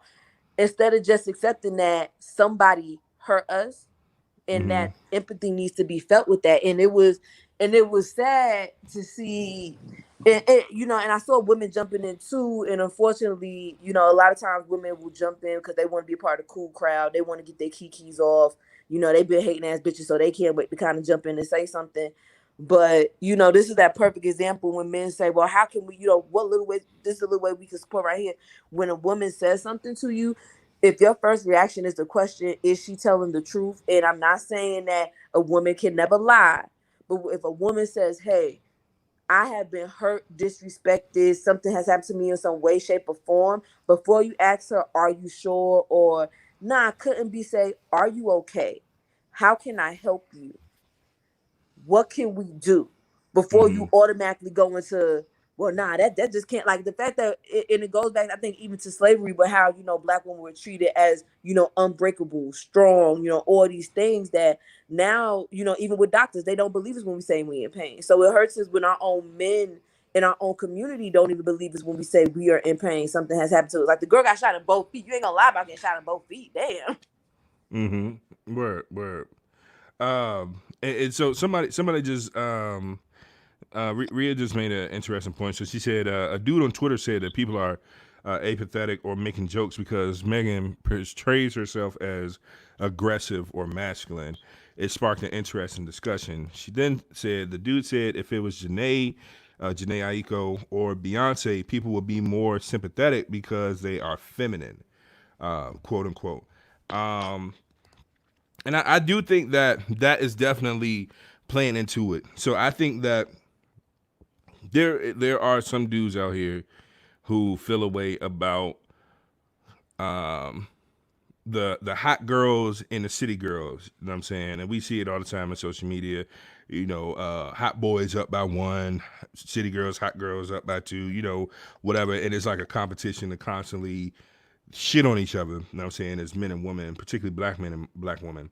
And so I do think that because this hot girl movement is so centered around women not, pandering to Black men, not, trying to be pick-me's and do everything for the approval of men, but because they're actually out here doing what the fuck they want, whether it's actions that we agree with or disagree with. The fact that women are being so bold to do shit like this, some men have a problem with it. Some men are bothered by it. The fact that women are saying they want motherfuckers with money, the fact that they want men with this and with that, and men look at themselves and like, well, damn, I ain't got none of that shit. And so she must, like now they feel attacked. And so a lot of men are just generally speaking against like the hot girl movement and the city girl movement. And so I think I can see some validity to that. Like if it was somebody more feminine, like I don't know, like Gabrielle Union or Beyonce or somebody like that. Uh, Dudes would generally, or people in general, would probably be a lot more sympathetic, and and show empathy in the situation versus being quick to make jokes or being quick to justify why Tory might have possibly shot her or been justified in shooting her. And again, we don't know if Tory shot her or not. I'm gonna say I be one to say I think he did the shit. You know what I'm saying? I'm inclined to think he did it. And if I'm wrong, then fuck it. I just say I'm wrong later. But right now, I'm inclined to think he did the shit. Cause I mean, right now we don't know nobody else. She was a motherfucker in the car. He got arrested for having a gun, and both her feet got shot while she was sitting directly next to him. So I mean, me personally, I'm inclined to think it's him. If I'm wrong, then fuck it, I'm wrong. You know what I'm saying? But And I. let me add this for you before you go on, but I just Mhm, want to make this point real quick, and then mhm, I'm gonna hand it back over. But another thing as well, and I'm not one to speculate. Like I don't want to say who did what where. What I will say though, the shit don't look good for Tory. That's what I mhm, will say. But I don't want to, what I'm saying, accuse anybody of anything if we don't know what's going on. But one thing mhm, I will say is that another thing that plays to making it easy to joke about these things, and another perspective that could be added as well, is the desensitization to violence and mhm, specifically gun violence. Like we hear mhm, music and a lot of artists that she would surround herself with who talk about a lot of these things. I don't really necessarily hear her talk about it a lot of time, gun violence specifically in her music, but the people that she could surround herself with, do speak about those things in their music. And we know what's going on in the neighborhoods where gun violence is an everyday occurrence. So there's this desensitization to it as if it's something that could easily be brushed off. And then one could always try to argue the point that, well, because she came on and said it herself that she has to be more cautious, and the events of her life led her to think that any and everybody was good company, what I'm saying, around her. We have to be cautious and aware of the consequences of the people that we hang around and the people that we choose to be in our circle, whether life has created that circumstance or you're willingly doing it. You know what I'm saying? That the reaction those might have. So a point, now mhm, I'm not saying I feel this way, but a point that somebody could make is like, well, you're surrounded by all this, gangster thug shit. You know how they like to do with anything black. And then when an incident happens to you, you want that empathy from people when you surround yourself with that type of lifestyle. You know what I'm saying? Because the chances of something happening to you if you surround yourself with those types of things is some type of injury, most likely by gun. You know what I'm saying? So I'm not saying mhm. I think that or I believe that, but that's a perspective somebody could use just by the people she's associated herself with, or possibly even done songs with. You know what I'm saying? It's a lot of different factors that can come to those types of conclusions. I mean, I could see that, but I feel like if somebody were to try to make that point, it'd be a reach just because, like, I, I She from mean, Texas. she's Everybody got guns. yeah, and she's in the industry. You know what I'm saying? So I mean, and let's be honest, half these motherfuckers in the industry ain't really about that shit. You know what I'm That saying? So that we so know. We haven't figured that part out yeah, yet. so I mean, like I mean to say that, oh well, you was hanging around these motherfuckers so you deserve it. Motherfuckers cried like a motherfucker when Nipsey got shot. You know what I'm saying? Nobody said, oh well, shit, your store was in the hood, so use If you're around. gonna get You know what I'm saying? crib. Yeah. So nobody said like, oh well, shit, he deserved it or that's what he get. You know what I'm saying? Like nobody joked about that shit. You know what I'm saying? And Nobody. he got shot. and he died. You know what I'm saying? People still mourning him to this day. So I think like to say that now I do think that overall we are desensitized and not empathetic as a whole because of so much different shit happening and stuff like that. It's still to me it's just I do think that it is a big difference because of what people view her to be, and I think some people just view her as less respectable. You know what I'm saying? Because she's not just this dainty lady that sits down and be quiet and do what people want her to do. You know what I'm saying? They like, well, shit. Go ahead, Big Meg. Go ahead, Big Stallion. You know what I'm saying? You Big Stallion. So shit, we about to laugh at your ass. You got shot. That's what you get. And I think like we should just kind of acknowledge that, because I do think like if it was anybody else, any prissy lady, you know what I'm saying, motherfuckers would not be cracking all these jokes like they are. They wouldn't. And I feel like what is very problematic in the midst of it all is just the lack of empathy. And I feel like the lack of acknowledgement for the lack of empathy is also frustrating, because nobody, like Keisha already said, like, why do y'all not have empathy for her? And it's because of this long list of everybody trying to justify to not have empathy for this person who just got shot outside of sex. All this is a human being who just got shot in both of her feet, who had to go to emergency surgery, who could have potentially not been able to walk for the rest of her life. Why does her being, more inclined, more in tune with her sexuality, why does her being taller, being a bigger woman, why do all of these things constitute and justify people trying to find these rationalizations as to why she should have gotten shot? Nobody deserves to get shot. Nobody deserves to get shot. And nobody's life deserves to get threatened. Nobody deserves any of that. So for me, I know for me, just the lack of acknowledgement and the lack of recognition and the lack of just trying to see at the end of the day, as a Black woman, we please, like, it's like she's a Black woman, she's tall, she's outspoken, she's all these different things that people keep deeming like trying to take less tax off of her, as to like how her life is less worthy and things like that.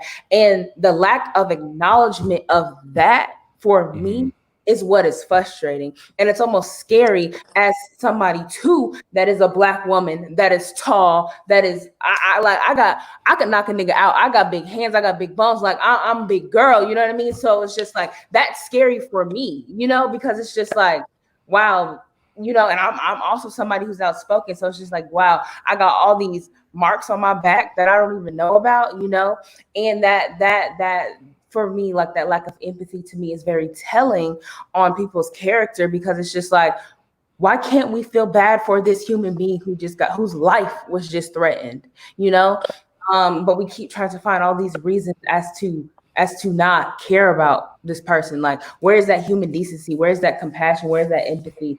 And I feel like we get desensitized to the fact that celebrities are people. And I feel like Megan also is somebody who does a good job of like still communicating that she's still a person. Like I don't feel like granted, she's rich and she has all this other stuff, but I feel like she does a really good job of at least trying to stay grounded. And then like it's just so crazy to me too, because like for one, Megan is only 25 years old. Her grandmother has passed away, her mother has passed away, and her father has passed away. This girl literally has no body, like family-wise and things like that. And it's just like, it's just so like frustrating for me, because it's just like, y'all just keep like demonizing and dehumanizing this girl who is literally just experiencing a lot of the same things that we experience in our day-to-day lives, at all, like, and just to not be able to extend that simple compassion is just crazy to me. And it's just like, can we extend compassion first until like other things unfold? And then even then, it shouldn't be like, even if people want to ponder the what ifs, right? And if she was beating him up and all these other things, at the end of the day, it still sucks she got shot in the feet, even if she was beating his ass. Like, and it's just like, let the things unfold. Like, we just have to find a reason right now as to why she got shot, whether if Kalani got shot everybody would be like, "Oh my God, why you shoot Kaylani?" Da, da, da, da, and all these things, and and tormenting the person. So I mean, yeah. Yeah, Well, it's and funny you brought up oh, go ahead. Kaylani because when she tried to commit suicide, they had a field day with her on Twitter too when she was messing with Kyrie. And at first, people felt bad, but the minute they thought it was because she was cheating with Party Next Door, like something like that. When it seemed like I guess she wasn't in that good girl image no more, like people was making fun of her like online, like the girl had literally was in the hospital trying to kill herself. But then they found out some scandal between her, Kyrie Irving, and like Party Next Door.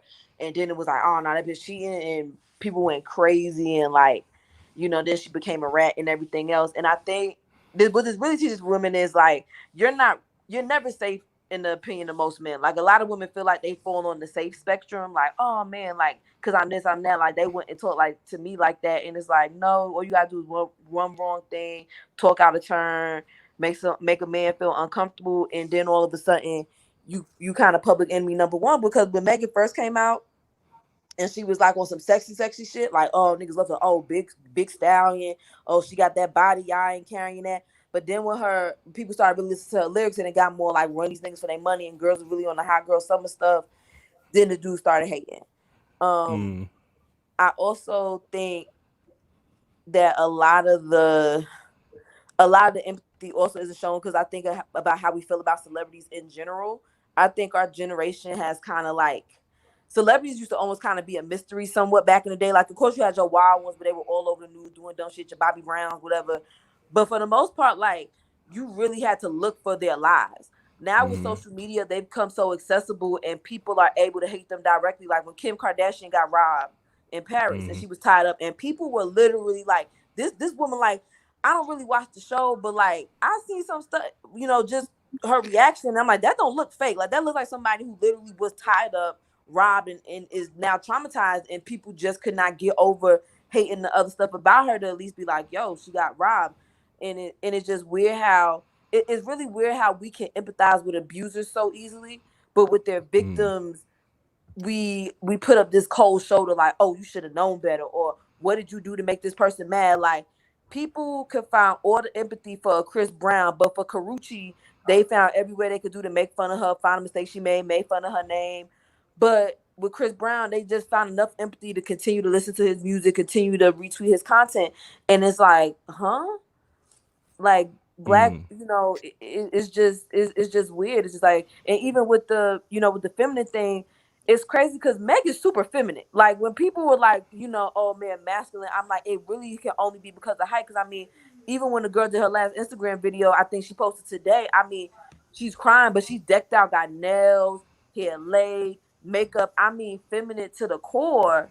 And people are still finding a way to make her masculine because of her height or her build. It's like, whoa. So it just proves to show sometimes ladies, like, sometimes ladies feel like they on the safe side, but it's like it don't take a lot for some of these dudes to turn on you and and put the gun your way when it comes to patriarchy, and now you're not the fave no more. It's the same thing with like Janae Aiko. It kills me when dudes try to make her seem like this because she holistic and got like sent instance and all that stuff, that she's this great woman. And not saying she's a bad person, but she ain't no different than the city girls. She run up on, I mean, she did a song with them, like she run up on the dude, but she'll also tell you how she love a dude too, but she also crazy too. So I think men cannot accept being treated like how they treat women, especially in hip-hop.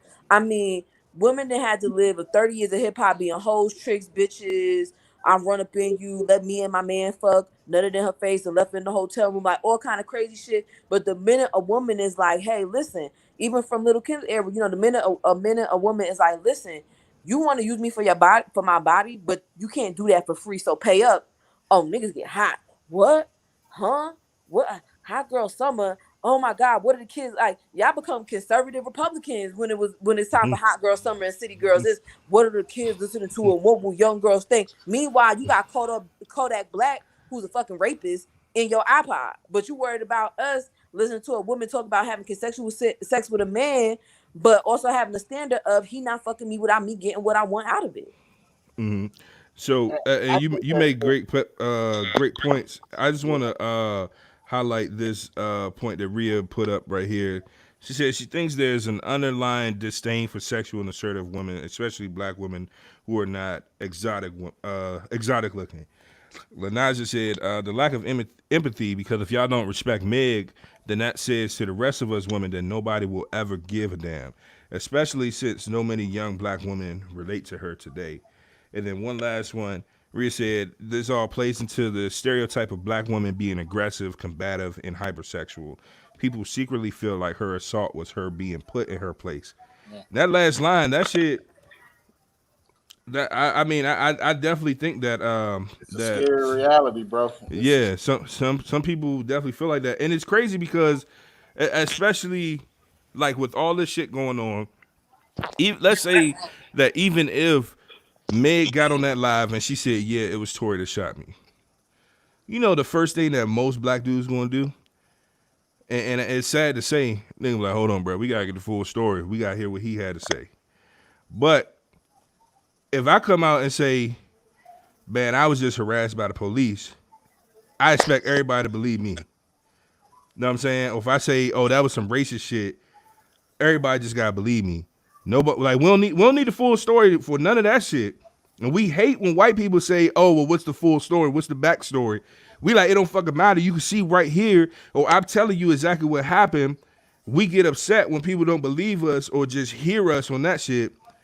But for black women, you know what I'm saying, generally speaking, I mean, it's just they got to jump through hoops to be believed, and even I mean, she literally got searched. She went through surgery. She got shot in the Not foot. even just be believed, just to be heard in the Yeah, first place. like The believe in us is the next level, but just to even be heard in the first place.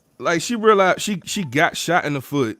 Is evident. Like we seen on video that she was bleeding. You know what I'm saying, when they got stopped by the police. So we know that shit is true. And we still don't have empathy. And we know for a fact she got shot. We know that she got shot. And now we know it's in both feet. And we still finding that shit funny. Bro, I'm gonna go ahead and put a little bit more stock into the desensitization thing, bro. Something that Dee mentioned was that celebrities are now a lot more accessible than they used to be. Oh yeah, And absolutely. that definitely makes a difference. So when you see these celebrities living these crazy lifestyles, a lot of ways that the average person won't even be able to experience. You know what I'm saying? Some people may put them on a pedestal. Some people may resent the fact that they're where they are. And some people may feel like, well, because of your content that you present through your art, whatever karma, you know what I'm saying, or anything negative that happens to you, you know what I'm It's saying? your fault. That's your Oh, fault. you deserved it. That's Yeah. your And fault they do that same shit with black people all when the we time. die.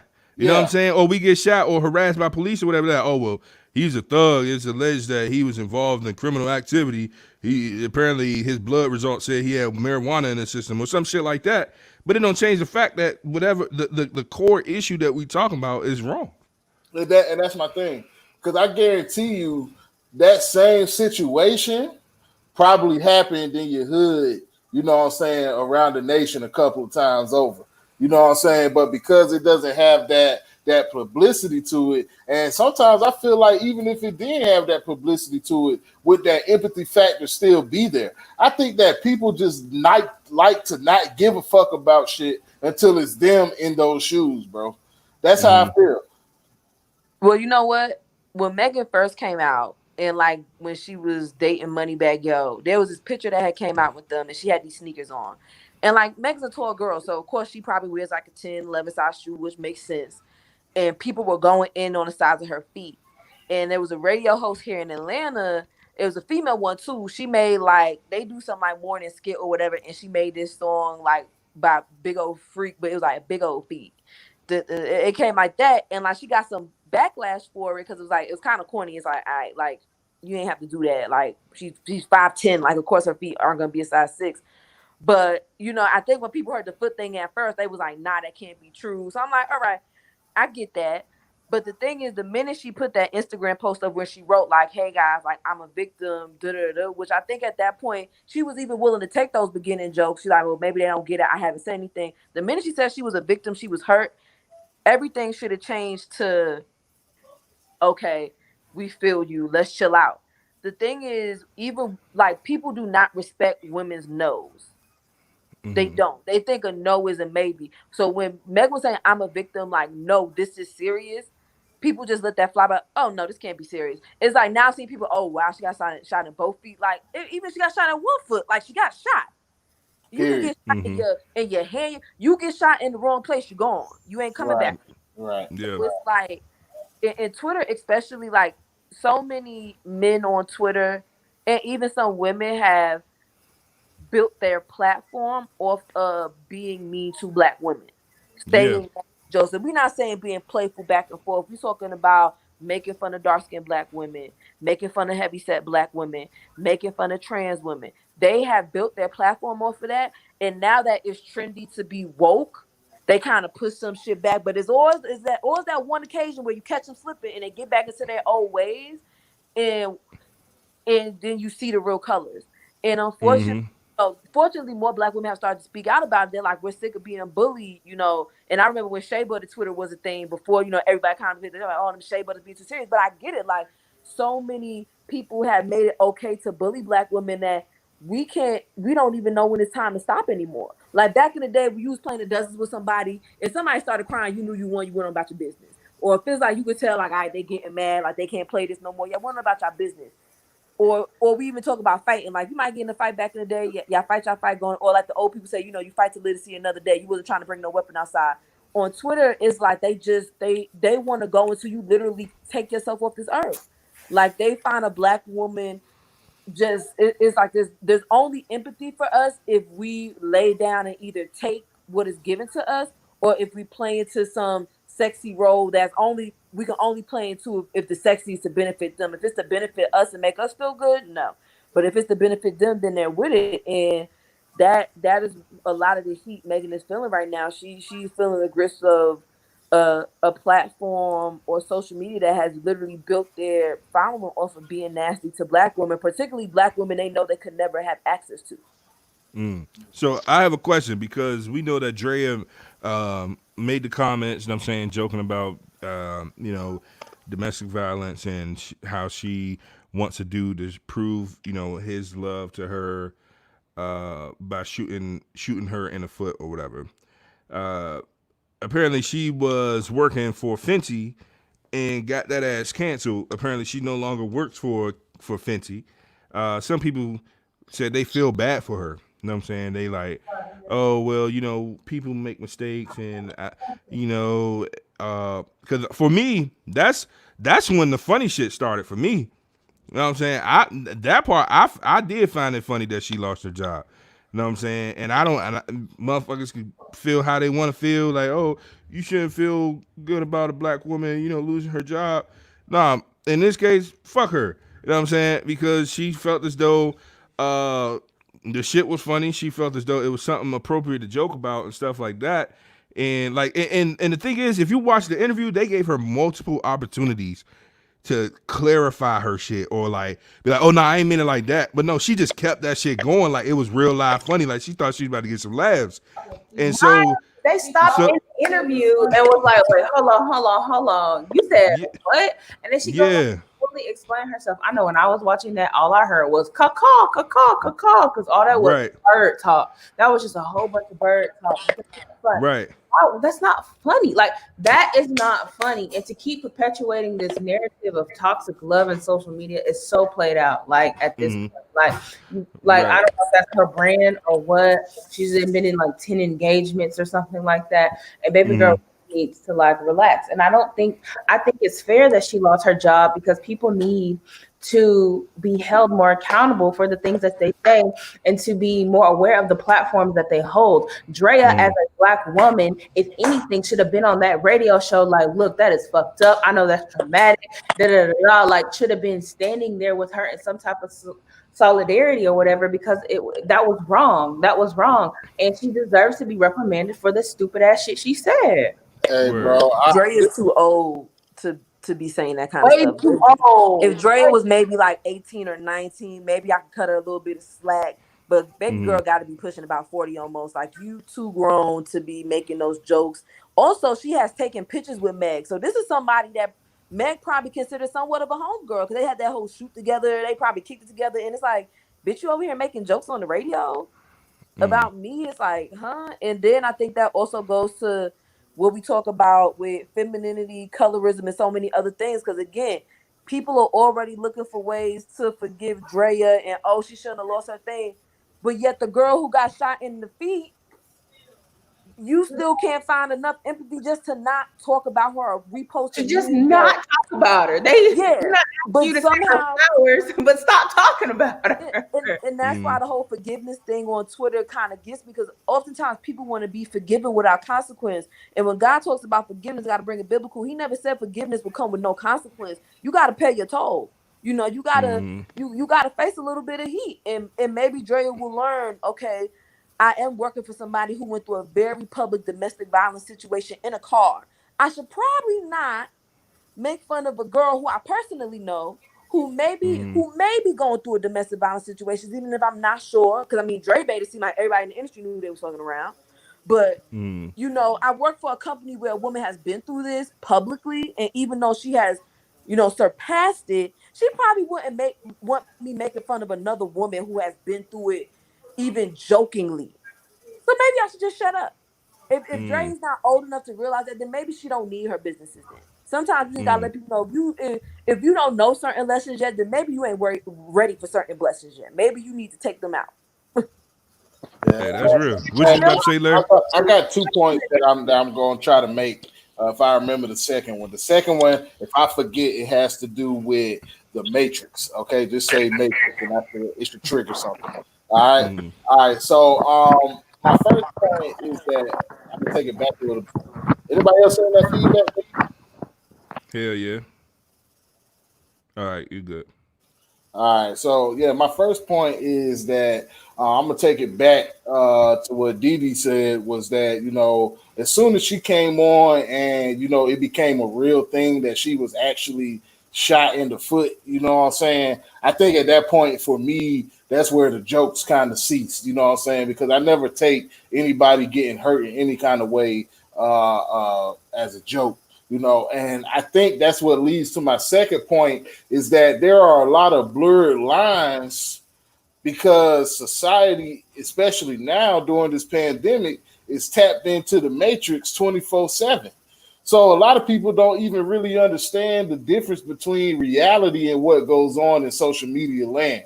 So it may be that to some people, you know, because you're this big celebrity and have numbers, that you don't have these feelings, because all of these things and material things and women and men, for some women, is what you're granted.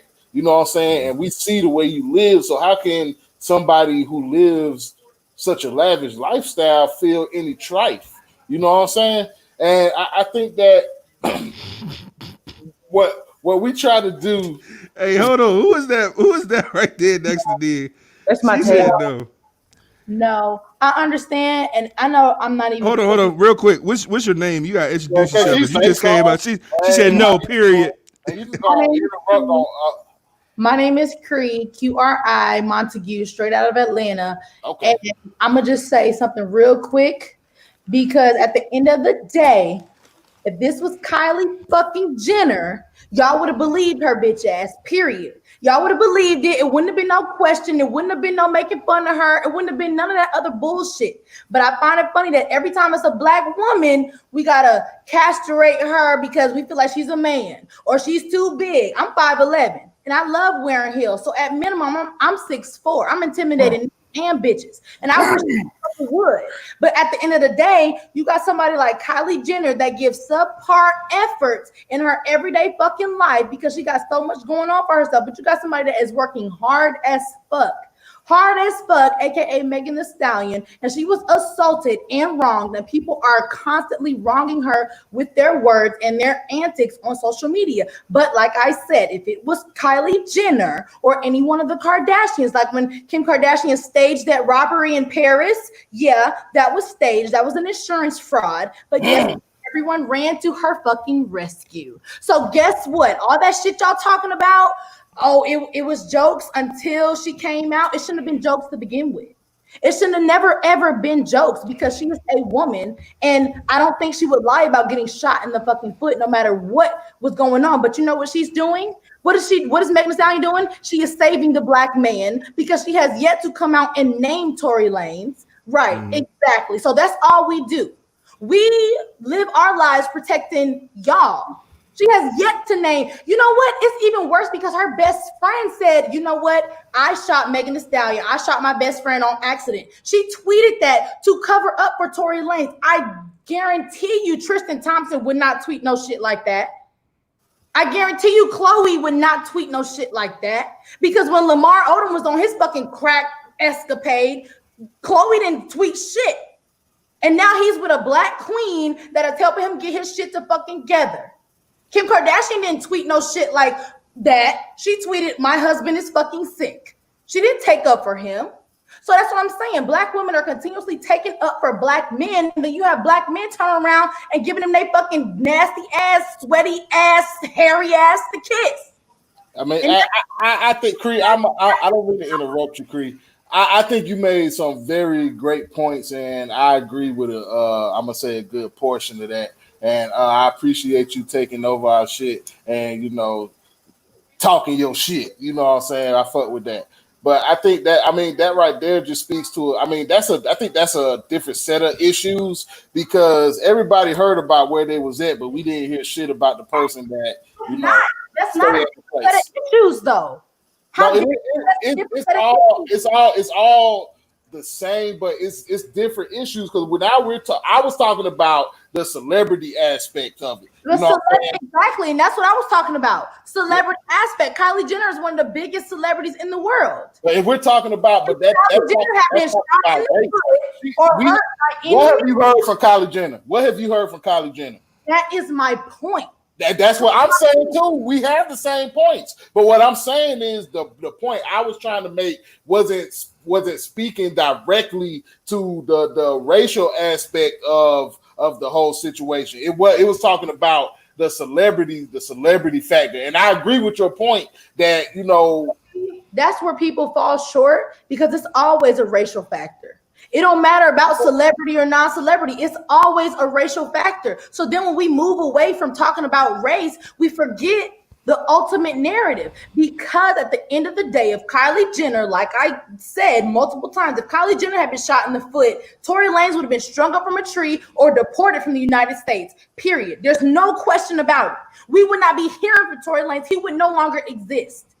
But we got somebody like Megan Thee Stallion, who is a black queen out here trying to set an example, trying to go to school, trying to earn an honest living and write her own music and survive in a male-dominated industry. Now she's looked at, oh, she must have hit him. She must have did something.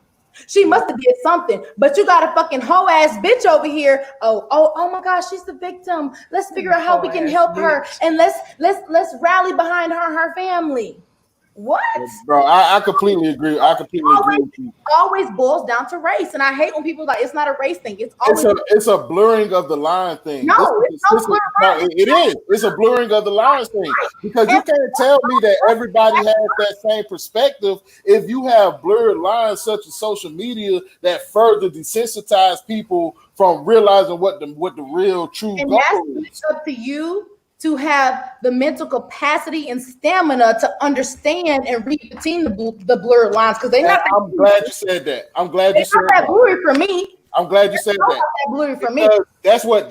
It's not that blurry for me either, and I get it. And I see a lot of people talking about being woke, but that's what we here at a Cold One Podcast look to do. We look to bring the transparency and take away the bullshit from the situation and dig deep into what the true issue is. Y'all been talking about a whole bunch of bullshit. And then it took me a lot just to come up here because I understand that this is not, I'm not supposed to be on this. But at the same time, y'all been talking about a whole bunch of bullshit. No, bro, we're talking about what the people talking about. The people talking about a whole bunch of bullshit. The people are making these jokes. These are genuine consensus about the same black woman. So because we decide to speak on what everybody's saying, you have to look at all the perspectives in order to come to an educated decision on anything. You can't just look at one side. You have to see the big view of everything. Why pay attention to the perspective that the it plays a role. It plays a part. If it doesn't have nothing to do why with anything, I wouldn't pay perspectives that are pure ignorance. Bro, That's why people like Trader say the shit that they say because it's still people giving them attention. That's exactly why she said what she said, because she thought that she was being cute and being fucking funny and she wanted to go viral because clearly her views are down. But if people had not paid attention to her and would stop paying attention to ignorance, people would not feel comfortable in being ignorant. That's the point I'm making. So it's not here and talk about what other people are talking about because that's fucking ignorant. Bro, I agree with you. But if everybody thought the way you're talking about, if everybody thought the way you're talking about, then you wouldn't have a reason to say that in the first place. If everybody thought the way you did, she wouldn't have a reason to say that in the first place because everybody would have automatically been empathetic. So what I'm saying is that with social media, people are having these blurred lines and are being desensitized to things that they need to be a little bit more empathetic and sympathetic to. And see, this right here, the fact that we're having a debate and a conversation, but the fact that we can't really get to the fact that we're on the same page is another issue as well. And that's what I'm saying. I mean, it has everything to do with the situation. And on another episode, I would love to go dig deeper into that and figure it out. You know what I'm saying? Cree, I appreciate you, you know what I'm saying, for giving us your input. You're welcome back to the show at any time. When we decide to dig deeper into that, we can figure it out. But I think we're trying to say the same things without really seeing it eye to eye. But it's understandable right now, man. But yeah, bro, it's a heavy subject, bro. It's a lot of aspects to it that have to be broken down piece by piece. We can't look at things from one view and go in thinking that we're going to understand the whole situation. And I mean that in a general sense. Like we can't look at this situation and think it's the standard or the prerequisite for how things should be done. If we want to change the narrative, we have to protect not only Meg, but all our black women that's having this issue. You know what I'm saying? We can't just be sometimey with the shit. You know what I'm saying? It has to be a collective effort around the table, man. Yeah, absolutely. And I think that some people in the comments are making a little bit of sense. One that stuck out to me is one by Rhea. She says it's not a social media thing. People who joke about it on social media joke about it in real life. And I didn't mean to highlight that one, but motherfucker said he need popcorn. I definitely appreciate you coming in and stirring the pot up. I appreciate that. That's what I want. I don't want us to all sit here and just fucking hold hands and sing Kumbaya all the time. Know what I'm saying? If you feel as though we talking bullshit, call us on that shit. You know what I'm saying? Like come on in here and call us out. Real quick, Felicia called me on some bullshit. You know what I'm saying? I did, and that's a part of the problem. You know what I'm saying? I did say that I was participating in the jokes about the situation, and when she came on, I stopped. And that's a part of the problem. You know what I'm saying? I'm not never saying that I ain't affected by the bullshit that goes on in society. And I appreciate you calling me out on it. Word. And that's real. And I feel like that's the first, you know, the first thing that any of us need to do in order to get some of this shit actually resolved is first acknowledging our role in the bullshit. You know self-accountability, man. Because it's easy to sit here and be like, oh, well, you know, I'm just this great person and I'm talking about everybody but me. Shit, I'll be the first motherfucker to tell you, in the past, especially in college, I was a very problematic motherfucker. I used to do a lot of trash shit, and I'm still not perfect. You know what I'm saying? I still have my moments. I know when she said y'all talking about bullshit, I don't know who she's talking to, but she want to talk about D, aka Bam said that bullshit. She talking about I Nah, was. you want to talk about me? No, I'm playing. Yeah. I'm playing. Over But there, no, yeah. no, we definitely want you to come back on the show because we definitely appreciate you. I think, and I'm not sure that I'm not sure if you were on here for the entire duration of the show, but I think that you may have some things misconstrued. So a lot of what we do on the Code One podcast, and I encourage you to check out some of our previous episodes. We're here to provide content. You know what I'm saying? We're here to bring up important conversations that need to be had. So typically what we do is we lay out the foundation, what's being said, what the situation is, what's going on, and then we pick things apart. We ask follow-up questions. Some are, devil's advocate. Some are from our own personal perspective. And then eventually at the end of the conversation, we wrap shit up by giving our perspective of it. So I'm not sure if you were here for the entire duration of the show. But we kind of did that with the earlier conversation about the last name thing. That's where I gave my disclaimer of saying I don't give a fuck about a last name. If you want to hyphenate the shit, you want to change it, you want to keep yours, whatever. Same thing here with Meg Thee Stallion. The jokes wasn't funny. Even when the jokes were initially made, you know what I'm saying? When I first seen people he make jokes. definitely shut that shit down. So I will say Yeah, that. like off rip, I was like, the shit not funny. But I do think that if we talk about the thought process that people have, that leads to them finding the shit funny in the first place, I think that can be constructive because then we can address the root issue. Like what even made you think that the shit was funny in the first place? Let's talk about that. You know what I'm saying? We could easily say that shit not funny and they say yes it is. And then that's the end. Like where do we go from there? But if we talk about the root cause of your thinking, you know what I'm saying? Because that's how I ended up becoming a non-problematic thinker, was addressing the root of it. What made me think the shit that I was thinking and what made me engage in the negative behavior that I was engaging in. Once I started addressing that type of shit, that's when I was able to address the root issue, the root cause, and then build from there. So I do think that because the only thing we can do is talk to people. We can't force anybody to change. We can't change everybody overnight. But if we bring up these conversations, let all perspectives be heard, and then address at the root after we have a common understanding of everybody involved. If we address it at the root at that point, then we good. But if we just like, oh nah, fuck everybody, fuck what y'all think, all y'all motherfuckers trash, y'all talking bullshit, we never gonna get nowhere. And you made great points, and I appreciate you. I definitely appreciate you stepping up. And I want you to come back again for another episode. You might even be good for the Shoot Your Shot episode this Thursday, 9 p.m. But I definitely appreciate your intake, or your hot takes, I should say, about the topic, because this is shit. And again, you said what? You trying to be funny? No. You got hot takes? Because I'm hot headed or something? No. Oh, okay. Go ahead.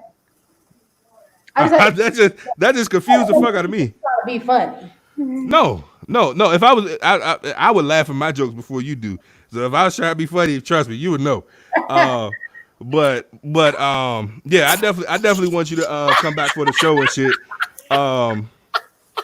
I'm confused about what's going on here.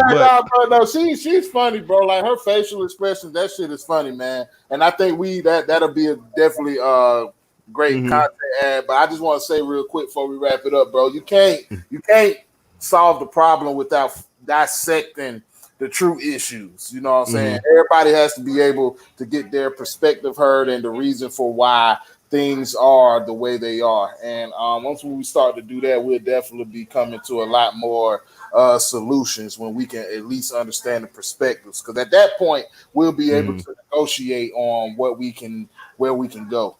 And right. Again, right. And I just want everybody to have one thing crystal clear.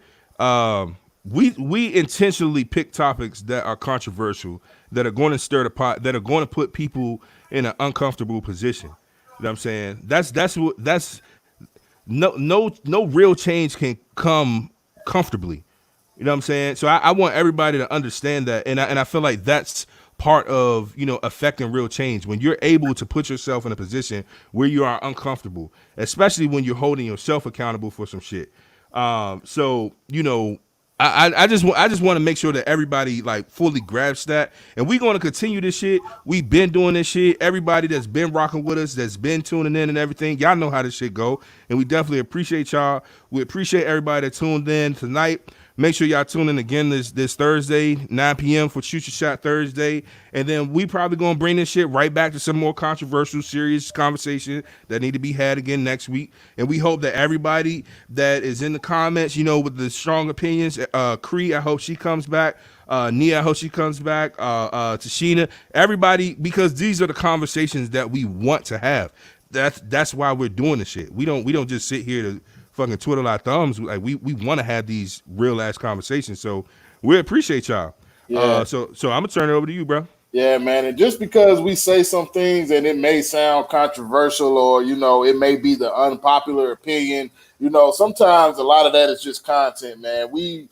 Our actions should speak for who we are. And that's what I like to do, allow my actions to speak for the type of person I am, man. But other than that, man, don't forget to like, comment, subscribe, share. Tell your baby mama, cousin, sister Tracy about us. Nah, me.